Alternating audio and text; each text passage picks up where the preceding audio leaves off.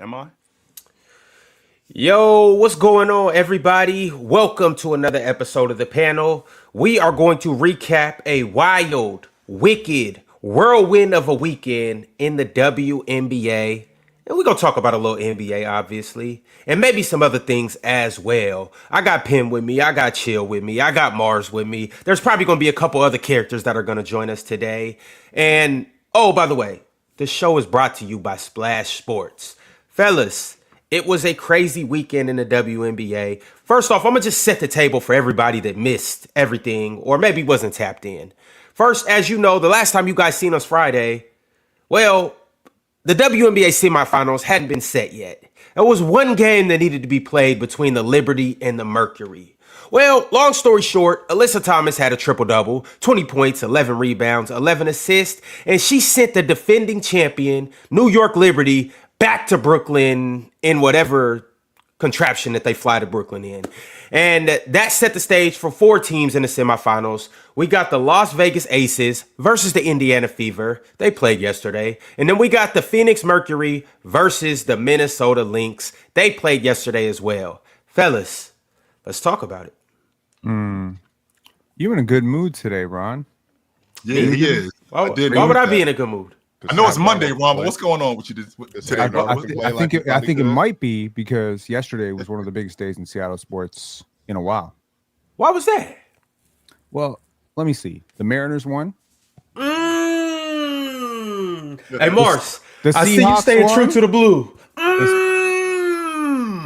The Seahawks won, Dominated. and the Seattle Storm won because they fired. Oh, damn. There we go. Okay. Shout out All right. Sam Darnold, Ron. Hey, Looks man, like, and then didn't you say he was going to be backing up somebody by week 4 or something like that? Yeah, I could have swore you said that. that's neither here nor there. First off, what's up, everybody? What's going on, Penn? We're not going to be nasty today, but yesterday, obviously. Yes, we are. Yes, we are. No, we're not. No, we're not, Penn. No, we're not, because we're bigger than this show. We are bigger than this. We're not going to be Ron and Ox, and Real Bulk, and all of them up here. Because yesterday, We're not going to be nasty. Stray. no, they're not strays. I'm just simply giving context. Because had somebody won an MVP and then got trounced the first day of a playoff game, it looked horrible. I can just imagine Ron. Hey, this Ron, is what I'm talking about, I Swipe. just, This but right you know here is what what I'm I'm talking talking about. about. Had it been This is had what it I'm been in talking the about. NBA, That's why I'm here today. somebody. I'm here Boy, today. Ron would have came up here. I'm here I told today. you so. We would have had an hour and a half segment. Oh But shout out to my goodness. shout out to my dog. She's the GOAT. She's the best in the world. So ain't no diss. But Ron, you disgusting, brother. I don't The wanna fact hear that you that, didn't even Swiper. bring it up to I start the don't. show off I lets don't me wanna know hear that, what type of Swiper, time you 'cause out. I'm here for that specifically. I ain't here Ron. for So, nothing else. me so bring it up. wait. So are we praising Fee today or are we slandering her? Which one is it? Or is it a healthy mix of both? Chill. Get him chill. We are not doing that because I am 100% confident. I'm not sure about it. I'm not maybe. I am 100% confident. If Joker in a playoff game would have came up here the night before and went 7 for 25, not only 7 for 25, was awful on the glass, was just awful overall, we would have jumped on Swiper like you initiating somebody in a game. And it's interesting that we didn't lead off with that. But you know what we're gonna get? You know what we're gonna get? She's the best in the world. Not only is she the best in the world, but it was just one game, and we'll get back to work the next time. No, absolutely not. That's a series favorite too. That's a series favorite too. I'm up here specifically for that today. Specifically for that today. Ron, You know what I'm not going to do? rebounds. She had 13 rebounds. She had 4 blocks. Here's what I'm not going to do. She shot 6 for 22. She had a Dikembe Mutombo performance. Let her go. No. Shout out Kimbe. Absolutely not. We're not going to do that. You know why? You know why we're not going to do that? Because if she got busy, we'd be up here praising her. In the words of her coach, God forbid Asia doesn't go for 40. Right? God forbid she doesn't go for 40. So if she went for 35 and 15, we'd be up here. Yo, we need to start talking about Asia as the best player ever. I don't know what we need to start talking about Asia as the best I don't player know ever. what you want to do. I don't know what Ron want to do. I don't know what Swiper want to do. I, on the other hand, want to give the Indiana Fever credit. Mars didn't watch. Yeah, I'm saying here, I don't know what I want to do. I'm waiting for him to say something in the chat. So didn't you say you're gonna find a new, person to follow? I said I might need to. That's why I said I might. You definitely should. chill. I want to just give the Indiana Fever credit. Can No, we do that? You're not doing that. No, You know, why? No, we are doing that. No, No, me and Penn are doing that. No, me and Penn are doing this. Penn, hold on, Penn. Penn, You gotta understand.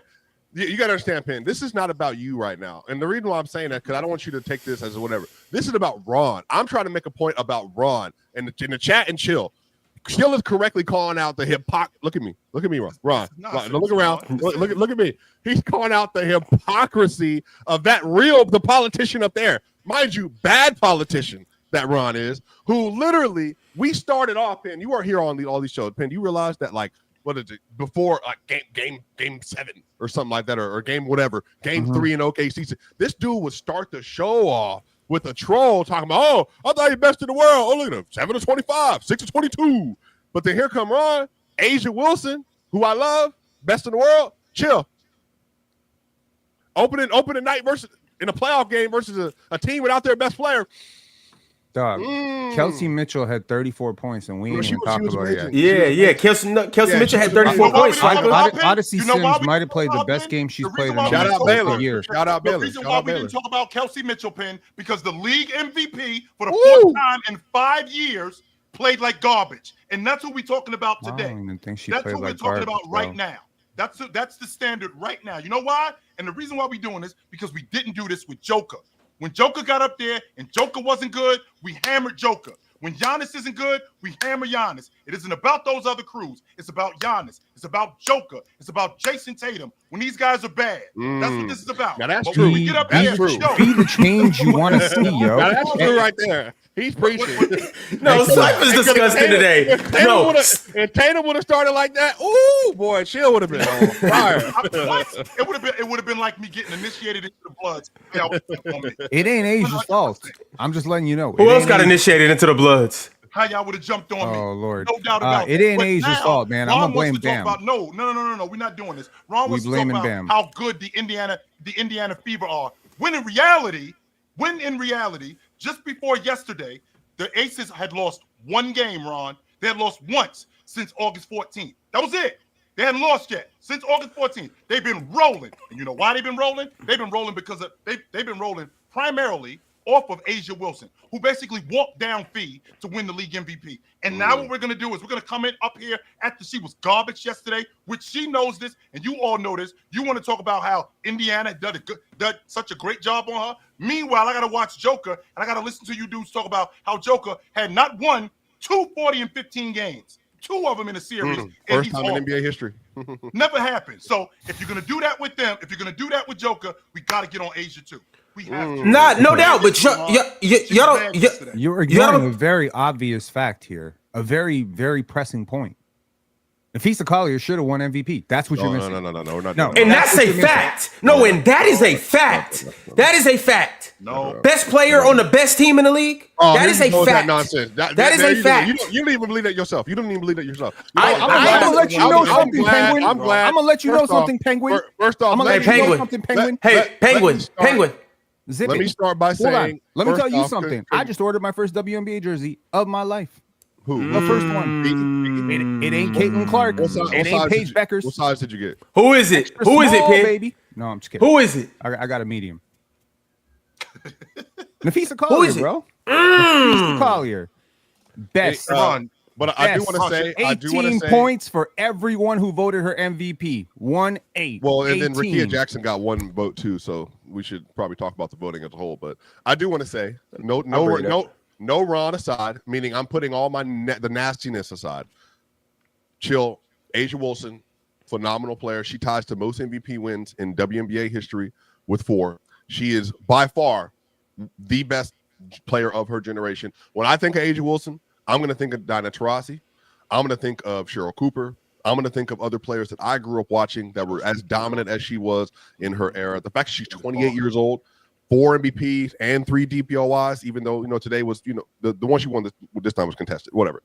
Like, that's still like a phenomenal resume. And she is the standard of the league. I believe that she has made the league significantly better with her being in it. Penn, some of us remember watching her at South Carolina, and she was phenomenal at South Carolina, has a statue outside of the stadium in South Carolina. She has been an icon for a decade now in basketball, and she was one of the best high school prospects of the 2000s as well. So she's literally accomplished more than anything you could have ever have imagined of a player of her caliber. She's literally exceeded expectations coming in as one of the best prospects we had in the last 10 or so years. So, however, that's amazing. Go ahead. However, watching her yesterday, she wasn't good. I thought Aaliyah Boston did a great job. I thought Aaliyah Boston did a great job on her defensively. I thought they did a great job. Shout out Aaliyah. I thought they did a great job dealing with her in the post. I thought a lot of the shots that she got, they were bunnies that she blew. I thought she was good. I'm going to take that back. I thought she was good on the glass. She could have been better on the glass, but I thought she was good on the glass. And I thought she was really good at rim protecting. And I actually had this conversation with Ox yesterday. What the Aces remind me of is, in A'ja Wilson, they remind me a lot of what's going on in Philly and in Denver, a combination of both, because they rely so much on A'ja as a bucket getter. And that compounds everything that they're doing, both negatively and positively. Like, if she's going offensively as a bucket getter, they're going. If she's not, then they're not. And it's kind of like what's going on in Philly with Joel Embiid, very much so, where if Joel Embiid is getting buckets, that opens up the offense so much for everybody else. And I feel like there's something has to change with that offense where they have to get better. He's just got to definitely get better, because she was awful. There was a point, I think she was like 2 foot. She was like 2 foot, like 15 at one point. She was awful. She was not good, and she's got to get better. She's not the passer that Joker is, so I don't think she affects the game on that level, but it reminds me a lot of what's going on in Philly and in Denver, because they rely on her so much offensively. She's way more Embiid than she is Jokic. Like, she's no Jokic. So she's not Jokic at all. She's a dominant rim protector, which Jokic is not, and she's not a great passer. She had 1 assist last night. Part of that is her teammates didn't show up. I think Jackie Young got clamped by Lexi Hall. Clamped. I don't think as much as you can say about the rim protection numbers of 4 blocks, I don't actually think this is one of the better A'ja Wilson defensive performances I've seen. Like, she just wasn't as locked in defensively as she needs to be. Sometimes she is that type of defender who can shut down an entire side of the court by herself. She is the type of defender who can rotate out and then rotate back, right? She just didn't have a lot of juice yesterday, and I wonder if a lot of that had to do with the fact that she just had such an emotionally exhausting day. I mean, let's just be honest. We only have so much energy in a day. Players take naps. Players do shoot around. Everything is like scheduled. Players, like, all of y'all are athletes. Well, most of y'all are athletes, and like, athletes are creatures of habit, right? There's a game day nap. There's a film session. There's a shoot around. There's another game day nap. There's a particular meal that you eat, and then there's a game. Now throw in you getting surprised by your boyfriend from the Miami Heat coming in with his, with the MVP trophy. You got tears strolling down your face. You're the first 4-time MVP under the age of 28 in WNBA history. I think you're the first 4-time MVP period. Yeah, you join, it's a culmination of 16 games. You're already completely exhausted because, let's just be honest, you just played a tough 3-game series against the Seattle Storm. Plus, you put on this late season, burst to correct what you were doing earlier in the season. You already more tired than the other superstars because you've been carrying 34, 35 minutes a night. And now you got to, meet your crowd at home and receive this trophy. And, now you got to go play game 1. I just think the Fever stomped them. Yeah. And I don't think she had energy. I have never seen her miss this many gimmies and buckets and bunnies. I'm sorry. I'm not giving her this out. She had 3 days of rest. The last time they played on Sunday. The last time she played was on Thursday. I'm not giving her that out. She just played bad, Penn, and there's nothing wrong with it. There's absolutely nothing wrong with it. And look, if it is the case that she was tired, if that is the case, then she still got to catch it. 3-game series? We still got to. No, it's a 5-game series, but we still got to criticize her though. No, I'm talking. Oh yeah, and it was fresh off a 3-game series. Yeah, it was a first-round series. It was a 3-game series. Yeah. Yes. That's what I said. Like, so she was tired off of a 3-game series? No, I don't think to your point, though, I do think she was emotionally distracted, though.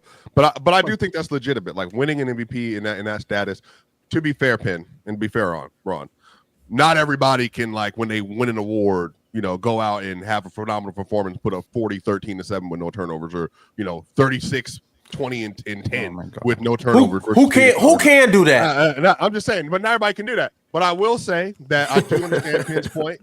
That absolutely, I do think she was mostly distracted, but also the Fever are just really good. If you want to talk about the Aces on the hot streak, the Fever are on a hot streak. They have been a different team for the last 3 months because they have just completely ingratiated themselves in playing high-level defense. They play with a lot of pressure, and they're super confident right now. Swiper, before we even get into the Fever, because obviously the Fever are a hell of a team. People just think because they don't have Caitlin Clark that all of a sudden they don't got a bomb squad. Yeah, and because they lost Sophie Cunningham, they don't have a bomb squad. Oh. The Fever can very well win the WNBA championship. I just got to throw that out there. No, hell yeah. No, all right, I'm not. Look, I don't want to get into that right quick. Before we even get into that, and before I tell you guys why, I just want to first start by saying I told y'all that the Aces aren't that good. I told y'all that the Aces aren't what you guys think they are. Yes, Chelsea Gray is over. She's over the hump. Jewel Lloyd is over the hump. They don't got Kelsey Plum no more. They're just not that good. Aisha Wilson got to do everything for him. Yeah, over the hill, over the hump, over the whatever you want to call it. They're just not what they were. And just like and that's what question, Ron. What's up? Because I was listening before I got up here. And you were like, Fee was the MVP because she's the best player on the best team. But you just then, I don't think you just realized what you said. You said the team that had finished the season winning like 15, 16 straight games with all these players over the hill are reliant on that one player to win 15, 16 straight games. How are they not the MVP? So really? I watched. I was in the stadium, Indiana Stadium. I was there, chill. I watched the Minnesota Lynx come into Indiana and lose by damn near 50 without Nafisa Collier. 50. That was one of the games, though. That's an answer. And they lost some other game. And they lost Fee as well. Okay, and I will say Fee does have a better team, but Fee has led her team to that as well. And on top of that, they've lost some games without her. But I just simply believe that I think Fee outplayed her this year. I really do. So not only do I think she's the best player on the best team, but I think she was the best player in the league this year. But if you miss 25% of games, no one and shout out, I did not. Asia played 4 more games than her. No, I know, but this is not from me, by the way. So I want to cry. I have to go. 10 out of 44 is not 25%. You think missing 25% of the games? Did she miss 25% of the games? Her team played 44. Her team played 44 games. She missed 10. 20%. Almost 20%. She played 33 games. That's 25%. Didn't she play 4% of 10% of 44 is 4. 20% is 8. What are you talking about, man? What do you? So what? I'm confused. We're real talk. Please correct me. I thought we had mathematicians up here. No. I don't know. I mean, it's around 25%. It's around. Even if it's not directly 25, it's. Oh, my bad. I thought she played 34. My bad. She played 33. My bad. Okay. Anyway, I thought she was just done. So that is a large reason why, and the hot streak, and the incredible play from Asia. That Asia won the MVP. You missed that amount of games. Even in the NBA, remember Embiid won in 23, but he played 63 of 82. And I think historically, he played 76. I mean, that's a pretty big miss. But even at that point, he was playing so well, they were able to justify it. And then the Jokic slide and all that stuff, there was a 6-game gap. So typically there has to be a certain amount of games played in order to do that. But Asia was also just damn impressive. And again, you know how momentum works, Ron. End of the year. This is the end of the season. If this is the beginning of the season, they won 16 straight, Ron, she wouldn't have won it more than likely. But they ended the year winning all these games after struggling the entire season, and she was going crazy. It's just that's just kind of how it swung. And remember, when we talked about the numbers prior to her winning, 2.5 weeks ago, I said to you, she was marginally winning at that point. But, bro, I mean, yeah, if he doesn't get hurt, then maybe a different story or whatever. But I also don't want to take away from Asia. And Ron, you asked who was doing that. I mean, the best players in the world were doing that. And the reason why I say that is, when Shaq won the league MVP in 2000, when he gave him the award that night against Phoenix in the playoffs, he went almost 40 and 20. I know that because I was there. So Curry, when he won the league MVP in 16, I think he was 40 and 10 that next game. the night that they gave him the league MVP. I think he went like 40-10, 35 and 10, something crazy like that. So yeah, sure, there is an emotional high, but a lot of that has to do with those guys being so excited about winning the league MVP and wanting to show you got it right. There's a reason why I'm the league MVP, and I'm going to show why I'm the league MVP. And I can appreciate Asia having a quote-unquote world win, but this is the playoffs, Ron. This is the playoffs, and I cannot have a performance like that in the playoffs. I can appreciate your logic, Ron, on this. Hey, chill. I didn't say that. I believe Asia should have balled out, whether they gave her the MVP at halftime of the game, before the game, yes, and the day before. I'm not giving her out for that. And to Pinn's point about Indiana, and I still stand on this, Pinn, you and I are at odds about this because I understand it's not hatred, but I understand your disdain for Caitlin Clark. But I look at it a little bit different. Don't have any disdain for Caitlin Clark. I just don't think she's as good as people say she is. That's it. She's gonna get there one day. I just don't want to get there early. And with that, first team all in WNBA as a rookie is pretty incredible. That's a pretty big deal, Swiper. I'd like to think that. I'd like to think that's a pretty big deal. And with that being said, it is like factually it is a huge deal. Only that, and not only that, Penn, and not only that, to look at this and say, well, where are all the Caitlin Clark fans at now? Well, I'm looking at it from a different lens, thinking to myself, look at how good this team is without Caitlin Clark.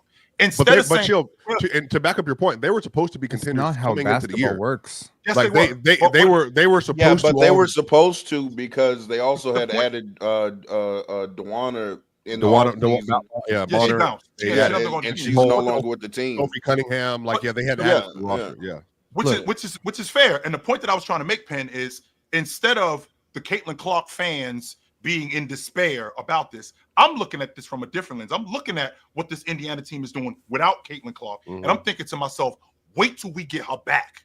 Wait till we get Sophie back. How much better we're going to be. But she's going to have that is not how basketball works. That is not how basketball works. And before back into because look, I'm not the biggest Caitlin Clark fan myself, but I do understand and I recognize the player that she is. But I will say this though. She can't come back playing how she was playing, and then this team is going to keep playing how they're playing right now. She can't come back. Every outlet pass has to be to Caitlin. Caitlin has to be the one initiating the offense. Caitlin has to be the one running the pick and rolls. Caitlin has to be that. Caitlin takes 30-footers for the heck of it and misses it. No, it ain't no this year. I feel like she was not hitting that shot. That's her game, though. Too real talk. This is not how basketball works, yo. First of all, you can't. Before you start hating, you are about to go on a historic hate run on Caitlin Clark. And you're gonna say that this isn't how basketball works because you can't just plug in a gunner and a shooter and this and that. Yes, you can. Now they have. Where's the hate, Ron? Because Caitlin Clark is a great basketball player. Yes, she is going to have to adjust some of her things, but she's on a great team. Basketball player. Well, they're a team, though. That's what don't make no sense. Aaliyah Boston's a great basketball player. And they're all going to have to adjust playing with each other. Yo, man, I'm going the other way because not y'all, okay, I'm going to leave y'all out of it. But a lot of people think this is a one-woman show. A lot of people think she don't play, we don't win. A lot of people think that. And what I'm trying to tell y'all is she got a squad. And that squad is very injured. And they have replaced those injured players with vets. And vets win you games, okay? Yes, like what Odyssey Sims was doing yesterday, commanding the flow of the game, honestly, she outplayed Jackie Young. She outplayed her thoroughly. Lexi Hall. Like these veterans coming in. And look, man, I'm looking at this from a psychological perspective of like Eddie, okay? Y'all remember Eddie? Yes, the movie. Yes, everyone with Whoopi Goldberg. Yeah, like, your star, the one that everyone goes to see, kind of checks out a little bit. Boy was making $200,000 a game or whatever it was. Yeah, I remember. Yeah, I mean, and then everyone just kind of collectively bands together, but that changes the fabric of how you play basketball, right? There ain't no one on that team right now who's doing Caitlin Clark's role. Her role is just missing. They don't have one ball dominant player to do that right now. They got an off-ball guard. They got, defensive dogs everywhere. They're playing connected basketball. I think if you want to say, Asia Wilson, best basketball player in the world, I'm not really going to fight you on it. I get it. I get why you think that. Aaliyah Boston, a better passer. Can we get you that? What does that got to do with Asia? Well, what I'm saying is the fact that you have this very deeply connected, very well coached team, trying to put a player who disrupts a lot of that, it's not going to be plug and play. It's not going to be easy. Everyone's going to have to change their role. And all I'm saying, they were good last year. Stay right there, Penn. Stay right. What do you were mean they this disrupting good? that, Penn? Were they What do you mean disrupting that, were they Penn? pushing? They didn't have Natasha Howard last year. Well, not only that, Natasha Howard is the gap here. Are you out of your yes she is. Yes she is. A WNBA champion? Yes she is. Natasha, like for all intents and purposes, Natasha Howard is what Aaron Gordon was for the Nuggets. When they were able to plug Aaron Gordon in as that forward next to Jokic, a dude who just does a little bit of everything. I'm a high level defender. I make great passes. I'm gritty, and I'm just a vet. Like Natasha Howard. Do you not know who Natasha Howard is? What I'm trying to make sense of where are we going with this? Penn, where are we going with this with plug and play? Like, what are you looking for from Caitlin Clark when she gets back in the lineup? Because it's not like she's just a shot chucker. Just so you know, she led the league in assists. She'll get off the field. She also led the league in turnovers, did she not? Okay, I just got the job. Let's not forget that. I just got the job at the pro level. So Penn, is your actual, from a basketball standpoint, your actual criticism about her? She is a very high level floor raiser, but because of the way she plays, she caps the ceiling of what her team can be unless she is extremely efficient as a jump shooter. Essentially, it sounds like what you're trying to get to. If she turns the ball over a lot and she's inefficient, because she's also not a good defender, that somewhat caps how good you can be. Time of possession, like I prefer players, all of my favorite players actually, whether we're talking Nafisa Collier, whether we're talking Paige Beckers, whether we're talking Jokic, whether we're talking Scotty Barnes, I really, and to be honest, Scotty really doesn't belong in that conversation right now, but I'm just throwing him in there. They are players who are very, very great off the ball as well. They're players who can do stuff with the basketball and really great on the off the ball. They're also players who can accommodate another star and let them look like a star. And I think sometimes it's really hard to look like a star with Caitlin Clark. It really Kelsey is. looked good with Clark though. Like she started the year off well. Like did she look like a star? Did she look like she top also 10 MVP? Aaliyah Boston's numbers are worse. She was a second year player. Oh, okay, but Penn also Aaliyah Boston had 6 points last night though. So Aaliyah Boston, she's very good, but she's up and down at times. She's inconsistent. And she's a young player. She had a bad game. She also had a bad game against the Dream. She also had a great game against the Dream. I'm saying Aaliyah overall is a really great basketball player. To me, if you're a great basketball player who plays with other great basketball players, they should look very great next to you. And that's actually why I do appreciate Jokic the way I do, and why sometimes maybe I'm very critical of stars who don't have that effect, where they take things away from your game. You don't get touches when they're on the court. You got to be kind of like changing your game. And yeah, a little bit, I'm kind of describing LeBron James, but LeBron James has gotten a lot better at this, right? LeBron's gotten a lot better at allowing other people to be themselves, right? Letting Kyrie be himself. He didn't really know how to do this early in his career, though. You really had to accommodate that one-way system. Harden's like that too. Luka's like that too. This like kind of helio hub offensive engine in the middle, I'm not a fan. I'm just not a fan of these types of players. I like players who can get off the basketball. I like players who allow other players to be stars. And I'm saying, like, with Fee, if you didn't know who Nafisa Collier was yesterday, you would not think she was their best player. And that's what I love about her, because she can allow other people to be great. She can let's not get off of that, real talk. Please don't get off of that. Please, you're a Shai guy. You love him. I'm a Shai guy. Man. You love him. Yeah, yeah. From what you said, there's not many guys who play. There's not many guys in the league that play definitely spends a lot of time with the basketball at the top. There's not many guys that play on the ball more. Do you know what Shai Gilgeous Alexander does in the minutes without Jalen Williams versus what he does in the minutes with Jalen Williams? I'm sure one of these bright analytics guys could clue you in on that. Okay, wait. So the Luka minutes with Kyrie Irving and then without Kyrie Irving, or the Luka minutes where he's going to play with Austin Reeves and LeBron, and when he's not going to play, like that's the same thing. Oh, I understand, because I mentioned Luka. Please ignore that. Just forget that I mentioned Luka. I'm sorry. I apologize. It's not a mention Luka thing. It's 11:30 in the morning, bro. I just really don't want to have a. But then it clicked in my mind that you do in fact like one of these players. Yeah, I'm confused, Ben. Good. What are you saying about SJ on off and Jalen on off? What were you saying? SGA is so much more of a voluminous scorer and so efficient with J-Dub off as a solo star. Like his numbers are off the charts as a scorer. And with J-Dub, he's able to accommodate that. J-Dub is not just a recipient of SGA passes. He has a lot of time to control his own offense. Pass the ball, initiate the offense like that, though. So, like, it's not the same thing. But that applies to a bunch of people. Like who? James Harden. You said he's one of those guys you don't like, but did you see his numbers with Russ off the court? Did you see his numbers with Chris Paul off the court? They were through the roof. More efficient? Damian Lillard without Giannis more efficient with Russ.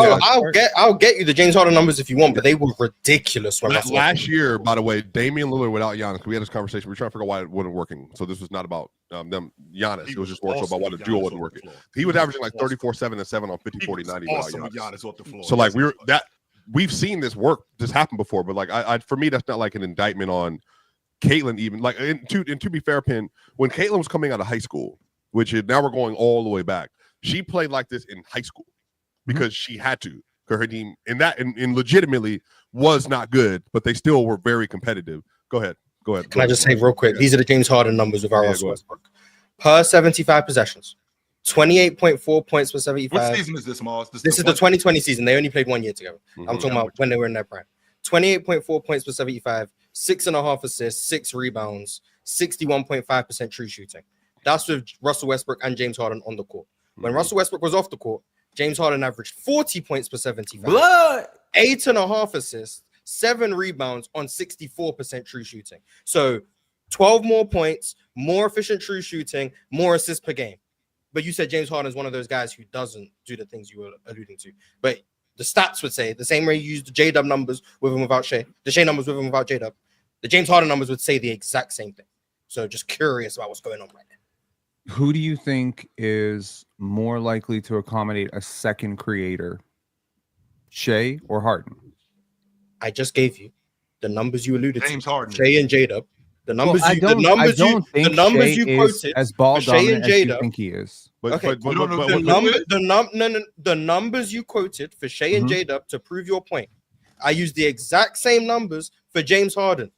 And Russell Westbrook is an even harder player to mesh with than J-Dub. I think even you would agree with that.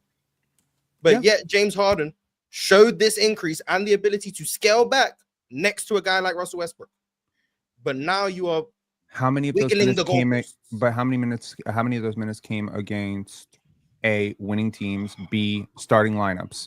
Was it James Harden anchoring against? But to be fair, Penn, now you're kind of but Penn, I don't want you to. I'm really trying to Mars because I don't think I don't think he was making a bad point. But now I think I don't either. Actually, to verify his original point, he's about to go into a place that Mars he didn't do for SGA and others. So I don't want you to go down the route because then it's going to turn into like Penn, you're moving SGA's numbers are better, by the way. Just if you check the numbers, efficiency, volume, all are better than Harden's in 2020. You also mentioned Jokic's numbers across the board are better without Jamal Murray, like across the board. But he is factually not a better player without Jamal. That is not true. J-Dub averages less points. Shai averages less points for 75 without James Harden, less assists. He is more efficient. You mean SGA? It is. SGA averages less points, less assists. He is more efficient. There's a larger sample size of minutes. Yes, 75. 40? Yes, he averages 40, and I gave you James Harden's numbers. It was 40.8. I gave you the numbers. Oh, my God. Okay, my bad. Pin. No, the numbers aren't better, actually. So that's 41.9 higher efficiency. Was it higher? He is higher efficiency. So they are not. They are better. But I could also different shot quality. 2019. I could argue 40 versus 40.8. 2025 one is more efficient. There's a difference. I could argue that. I could argue 2019 true shooting. But like one of them is getting their shots and pull-ups on threes mostly. And I'm saying like the shot qualities are different anyway. So like I don't think that's a direct. And also the rosters around them are very different.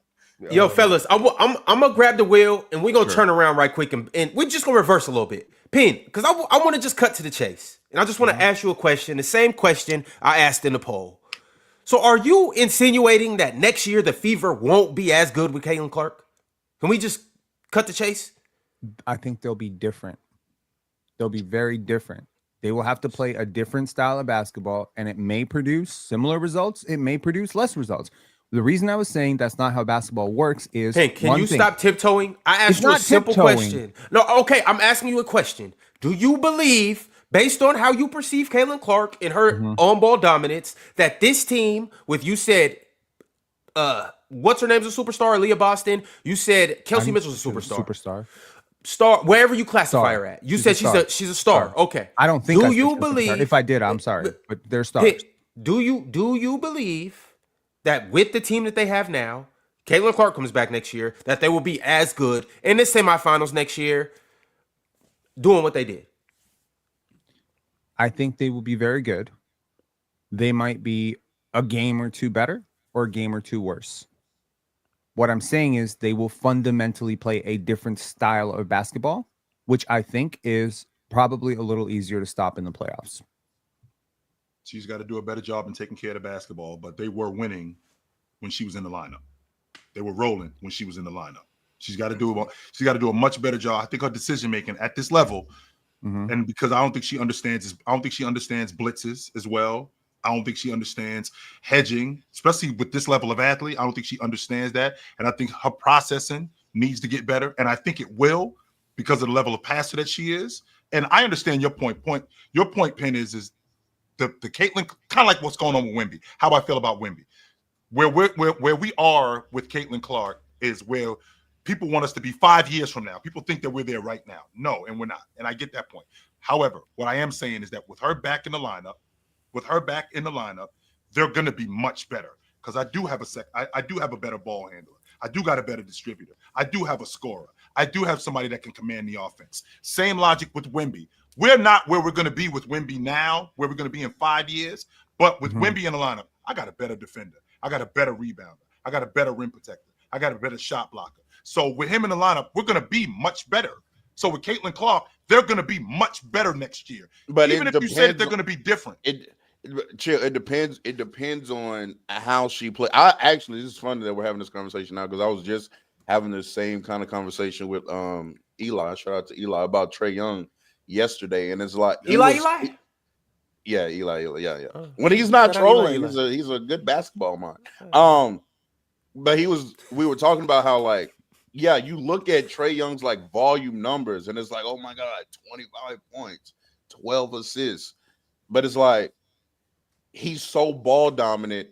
And then is he efficient enough as a scorer? And that's really going to be, if they do play how Caitlin Clark wants to play, the question that she has to answer is, can she be an efficient enough volume scorer to justify it? That's what I said earlier. Year, she was not. But granted, she was injured a lot this year. You know what I'm saying? The three ball wasn't going. But on top of that, she just she has holes in her scoring game that she needs to clean up. She needs to be better in the I never can say that word. Intermediate game. Thank you. She needs to be better at short or getting to the short range stuff more consistently. She needs to be better at discernment when it comes to those deep threes that she wants to take. She there does need to be an adjustment. Caitlin needs to be better. In a second thing, I also want to bring up because most of us up here have also played on teams. This is another factor that nobody's brought up yet. All that bad body language and hanging your head after your teammate misses a shot and not getting back and complaining to the 24/7. She also complaining to the refs. People do that. Got it. But she has some very bad body language. I'm sorry. Well, when it comes to her teammates, very bad body language, and she needs to clean that up. Yeah, well. I think the issue though is she's also year two. Not just not to real talk. She's a baby in the league. You know what I mean? And then even in year one, she was one of the 5 best players I think in the league this last year. But and to the point, Penn, about the on-off stuff, they were 8 points better when she was on the floor, almost 9 this year. With the Fever, they were really good with her in the lineup. The last 3 games she played, they were elite with her in the lineup. I think some of this is about everybody has to continue to get better. Aaliyah Boston was in the second year in her rookie year, so she wasn't where she needed to be. Aaliyah's in her 3rd year now. Kelsey Mitchell stepping into another year of her career, and then on top of that, look, I'm not gonna lie to y'all. If Sophie was healthy right now with this team, I might be with Ron, because if they had If they had an additional wing, now Ron, you might not think they need her, but I'm saying if they also had Sophie Fair right enough. now, Fair enough. Fair enough. bro, like they would be in a They could win it, Ron. Yeah, she's Okay, crazy. so, I'll make the deal. But I'm saying all that, Sophie all that healthy, put together- Dejanay healthy.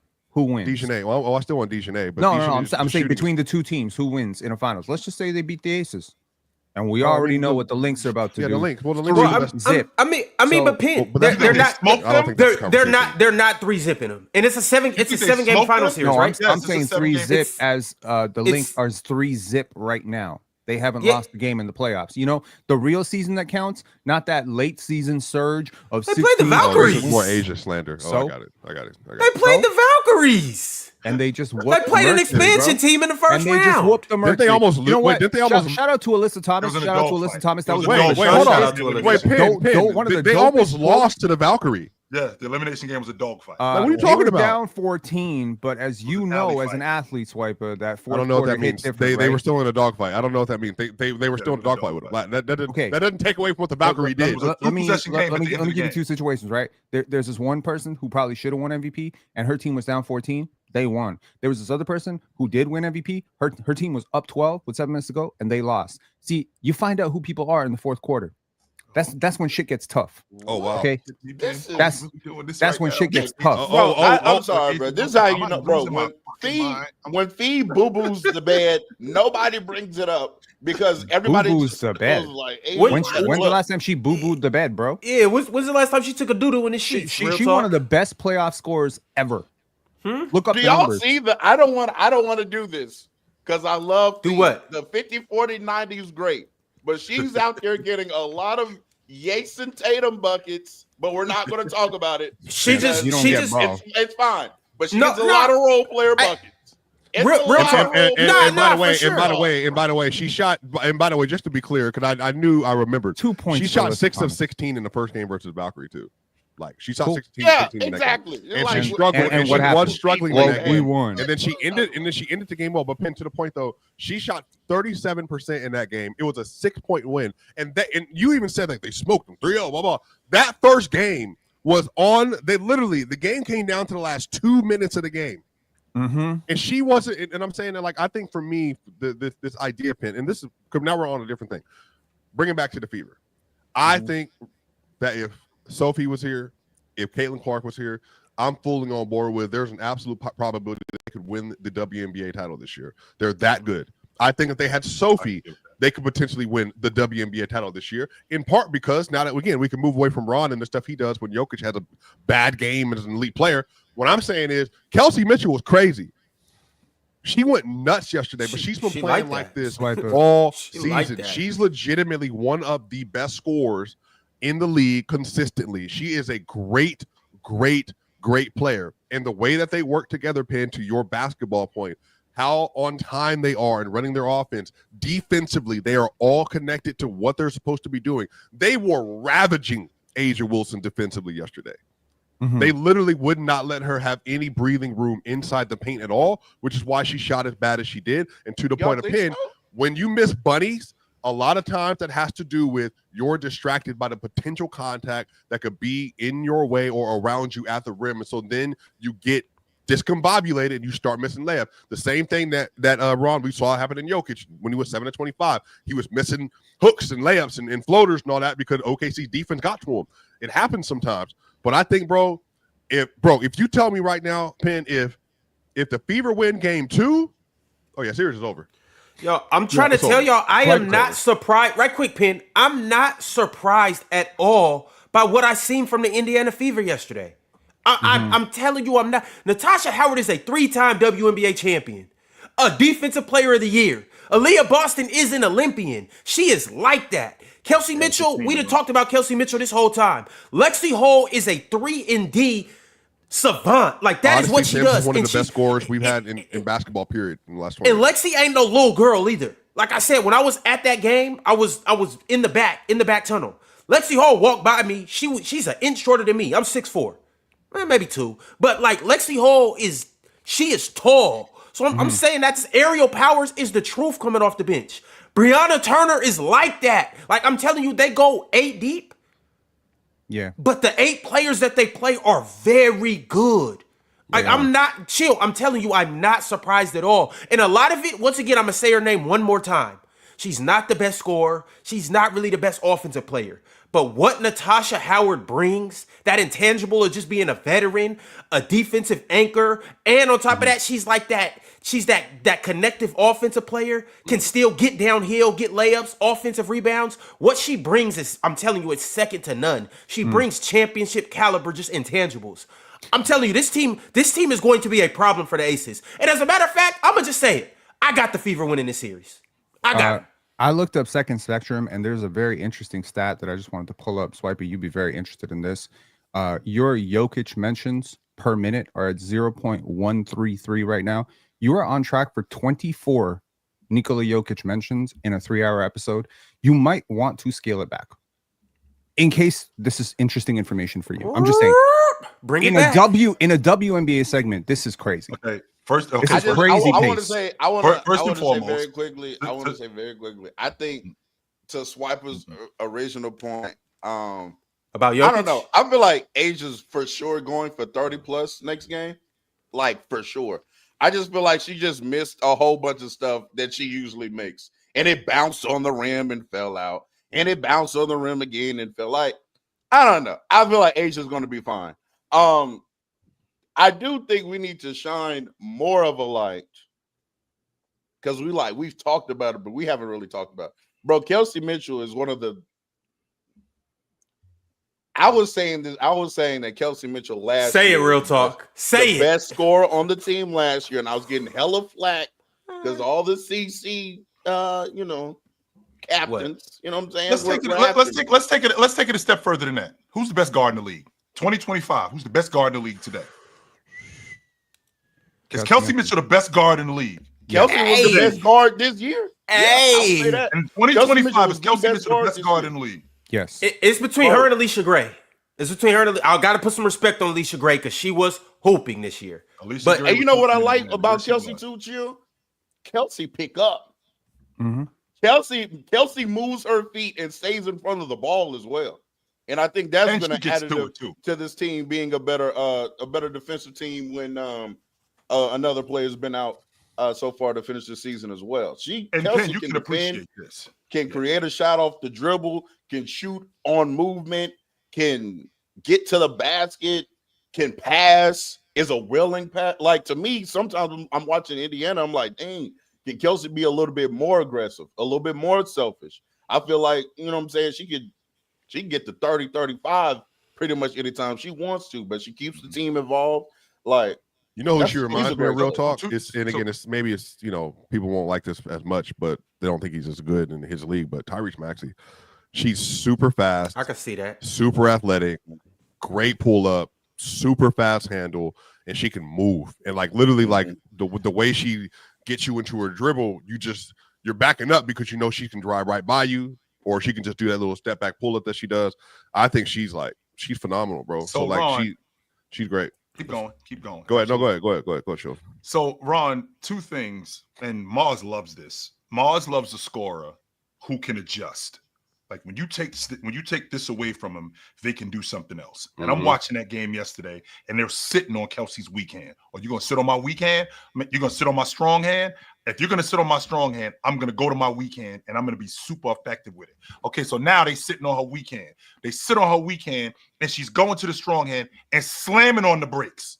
Not just stopping, slamming on the brakes, Ron. And it's like, and they're going the other way, and she's wide open 16, 17 feet away from the basket. That's number one. Number two, why are we talking about Kelsey Mitchell like Kelsey Mitchell ain't been 18 a game over the last 5 years? Like, this just happened. She been this nice.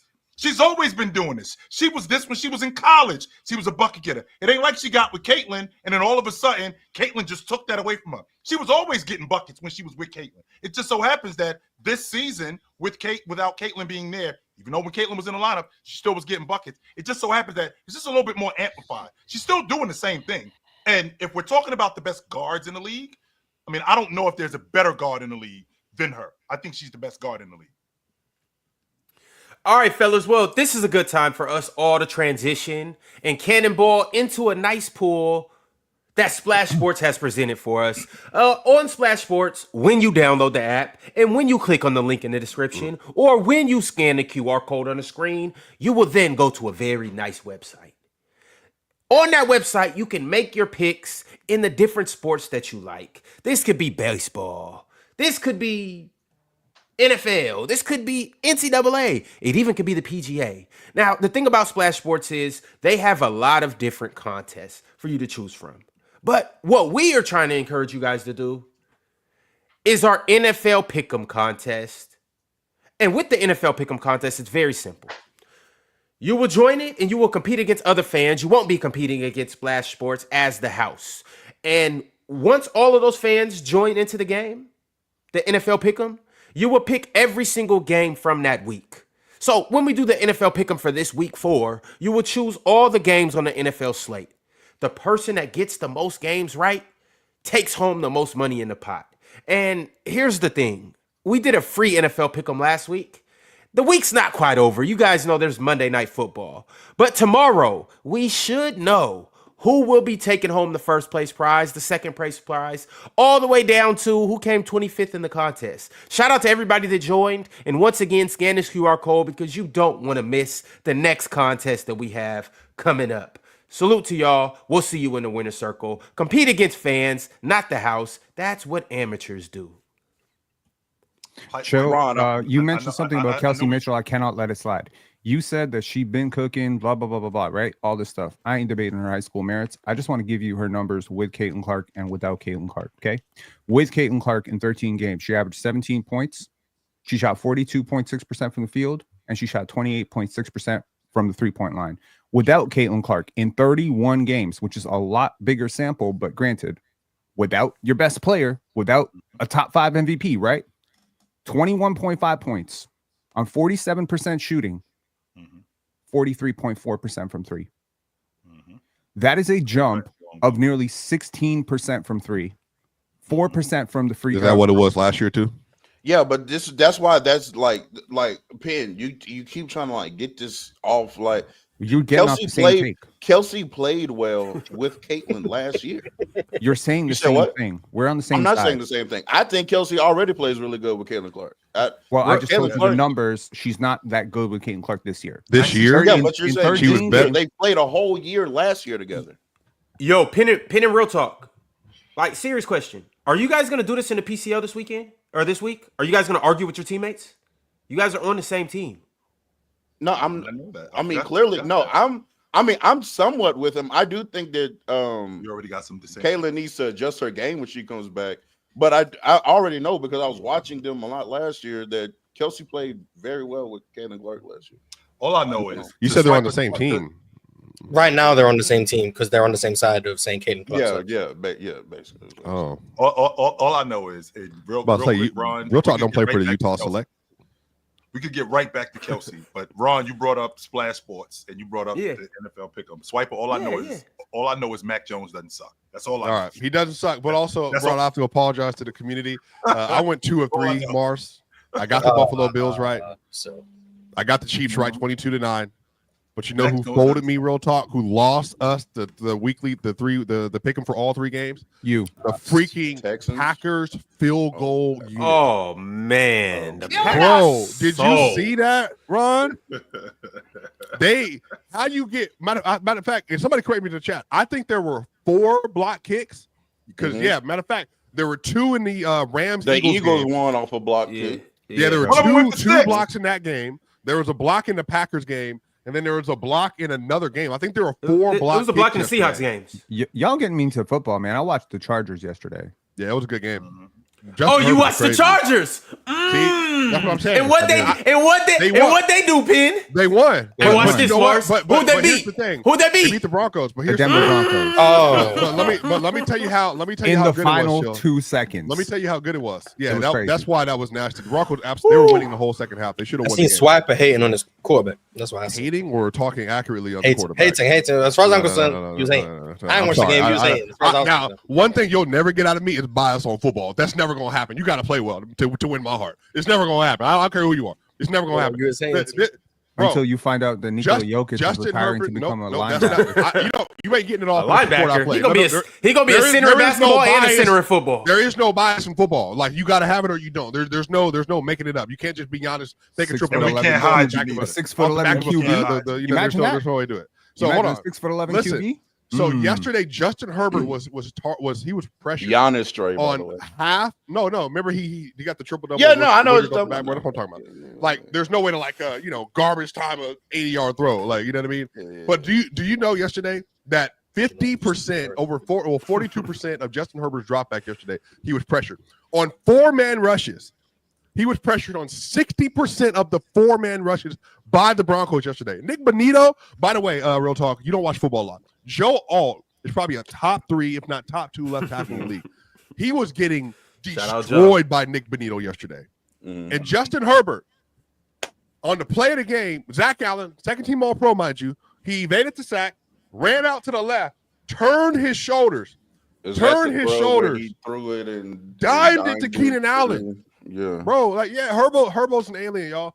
Lamar's an alien, Mahomes is an alien, Herbo's an alien, Josh Allen's an alien. Mars, there are 4 aliens, meaning we cannot confirm where they were born on Earth. We have no paper trail on their ethnicity, anything. There are 4 aliens that play quarterback, and we have no verification at all that they're from Earth. And he's one of them, bro. It was an amazing game. The Broncos were up the entire second half. No, chill. People understand this. Just so people understand. The Broncos trailed for 0 seconds from a minute into the second half to the end of the game. They were winning the entire second half and lost on a field goal because Bo Nix is, doesn't know how to play with technique at all. Yeah. All I know, Ron, what I do know, Ron, is watching Justin Herbert, and I said this when I first saw him. He reminds me of Dan Marino. That's what I see when I watch him. He reminds me of Dan Marino. That's all I'm gonna say about that. He's really good. By the way, Ron, if you play Survivor at all, you said you were out because you picked some pick. I switched mine. No, you didn't. You lost last week, by the way. See, look at them. I'm just talking. I switched mine, Ron, last minute for a $50,000 cash prize, Mars. I switched it from the Cowboys, Bears, because I had picked the Cowboys. I switched it to the Colts. And thank goodness I did. Because them Cowboys. Expect them to be Cowboys. Taylor put 4 of them things. Expect the Cowboys to be Cowboys. But anyway. 4 of them things on the Dallas Cowboys yesterday. So we're going to have another one coming up. Raw, we got the Baltimore Ravens versus the Detroit Lions today. There are a lot of fantasy matchups relying on tonight. Hey, Montgomery, give me something. Jameer, give me something. Jason Williams, give me something. Amon-Ra St. Brown, Sam Laporta, Jared Goff, show me something. Derrick Henry, Lamar Jackson, Zay Flowers. Show me the money. I need the money, please. Shout out I need a too. great matchup tonight. I can't wait. Let's get to it, baby. NFL is here. Let's get it. Yeah, real And talk. this is where you can get your prime NFL knowledge, resources, takes, all of that good stuff right on the press box, right on Player's Choice. Wednesdays and Sundays. Wednesdays at 8:30 p.m. Eastern Time. Sundays at 11 a.m. Eastern Time. Y'all make sure y'all tap in because we are getting into the meat and potatoes of the NFL season. If you're not it's getting standing up real there in the good fourth right now. quarter, you ain't watching football the right way, Ron. You got to stand up and get in the stance in the fourth. You got to try to beat them there, real talk. Slide your feet. Slide your feet. Slide your feet. Ringo, lucky. Blue 82. Blue 82.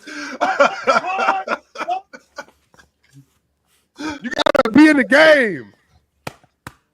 I'm not gonna lie. This is seeing that Swiper cares that much more about football and has subliminally admitted that all of basketball for him is biased because he's so unbiased in football. And y'all let him win panel MVP. This Dual sport athlete. Hey, you know what? Yeah, guess what? There's only not happening. Hey, I believe, Ron, there's only maybe 6 people that ever won an EGOT. Y'all got it. Come on now. So an EGOT in acting, Ron, is Emmy, Oscar, Tony, and then what's the last one? Grammy. So an EGOT. I got one. I'm about to get MVP in the press box, and then eventually I'm gonna be on Chill with Chill. I'm trying to win that one. right, and then the next one, open gym, Mars. That's the other one. No. This is all you gotta do, Swiper. This is all you gotta do, Swiper. And you gotta take home that PCL belt. After you take home that PCL belt, Swiper, you got 2 down and you got 2 more to go. The chill one, that's gonna be easy. That's like, yes, sir. Can't wait to get to it. Did we figure out who's going to be on whose team after? Yeah, we did. Go ahead. Oh, it's so nasty. yeah, we did. So shout out to the PCL. We have confirmed a couple things, and it's all Hall of Fame based. So first off, we have confirmed that the Hall of Famers will be judging the PCL this week. So you guys better bring your game because the Hall of Famers are going to judge you guys unbiasedly like Swiper, and they are going to do what they're supposed to do and make sure that the right person wins each and every matchup. But on top of that, we have figured out who will be participating on Team Swiper and Team Jordan. Now, obviously, if you watched last Friday, you've seen that we had a good group of Hall of Famers. Some did good, some did all right, and some was But shout out to all of them because it's tough to debate a topic right there on the spot. Yeah, Ron still can't do it. Mars, who do you think were the best debaters from Friday? Rezel and my guy Skeet Nelson. They were the two best. Yalmar. No love for football breakdown. No, he was cool. He was in my top 4. He was in my top 4. He went 4-0. That's cool. Shout out to him. Well, record's not reflective of. Yeah, like they were the 2 best to me, and then Amir and football. Right. I would have Remember, really, Jamal. I would have really appreciated this knowledge that the Hall of Famers will be judging us before I ripped them a new one as a judge. Well, I would really appreciate that. Maybe you should be more kind to people, Pin. Yeah, that's what it is. That's the only lesson. Timing on American Idol. Hey, you know what we call that, Mars? A self-inflicted wound. That's what we call that. I feel like you did we call that. Hey, chill. We call that an Amati tumor. We call that when you shoot yourself in the foot. Swiper, the kindest thing you can do for people is to tell them the truth. Also, right? by the way, that's the kindest. Hold on, because Penn said the kindest thing you can do for people is tell them the truth. I want a little back scenes here from Ron, because obviously y'all remember I won a bet with Ron. Ron owed me some money, right? Ron ends up sending me. No, I got powers today. No, real talk. Story. Ron ends up sending me a little bit too much money, right? So I'm like, hey, you send me too much. He was like, that's cool. We'll just put another bet on something else, and then we'll go from there, right? So then he offers a proposition of, you know what? How about we do, you lose your first round matchup Friday. I said, okay, no, cool, that's fine. Then he was like, actually, never mind. Jordan team kind of weak. I'm just saying, these aren't my real words. talk. This sound.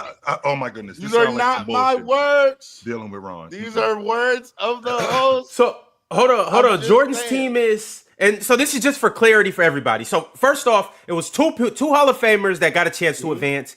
Ironically, the 2 Hall of Famers that advanced joined that day. Literally, Football Breakdown joined the morning before the show. Rezel joined during the show. These are the 2 people who ended up winning the King of the Court tryout. They're advancing. Jordan decided to pick Football Breakdown in an interesting decision, but he made his choice. So he got Football Breakdown, and Team Swiper got Rezel. So these are the teams. Oh my God. This Oh yeah, Real Talk didn't know. This is him finding out. I forgot about that. Yeah, it's crazy, bro. Well, bro, I made that ass just forfeit my rounds. I don't even have to play. We got Rezel, Swipe, Jordan, bro. I'm just waiting until we got to debate each other. You gonna load manage the group? I let Jordan know. What I loved about I let Rezel? Jordan know that we should probably pick Rezel to screw up their team chemistry because giving them the guy who cooked Jokic might screw up. They're already very teetering, very delicate balance of. Why do we have a chemistry, delicate balance? Well, I already called y'all the Trailblazers for reasons not related. I called y'all the Trailblazers because you have the chemistry of oil and water.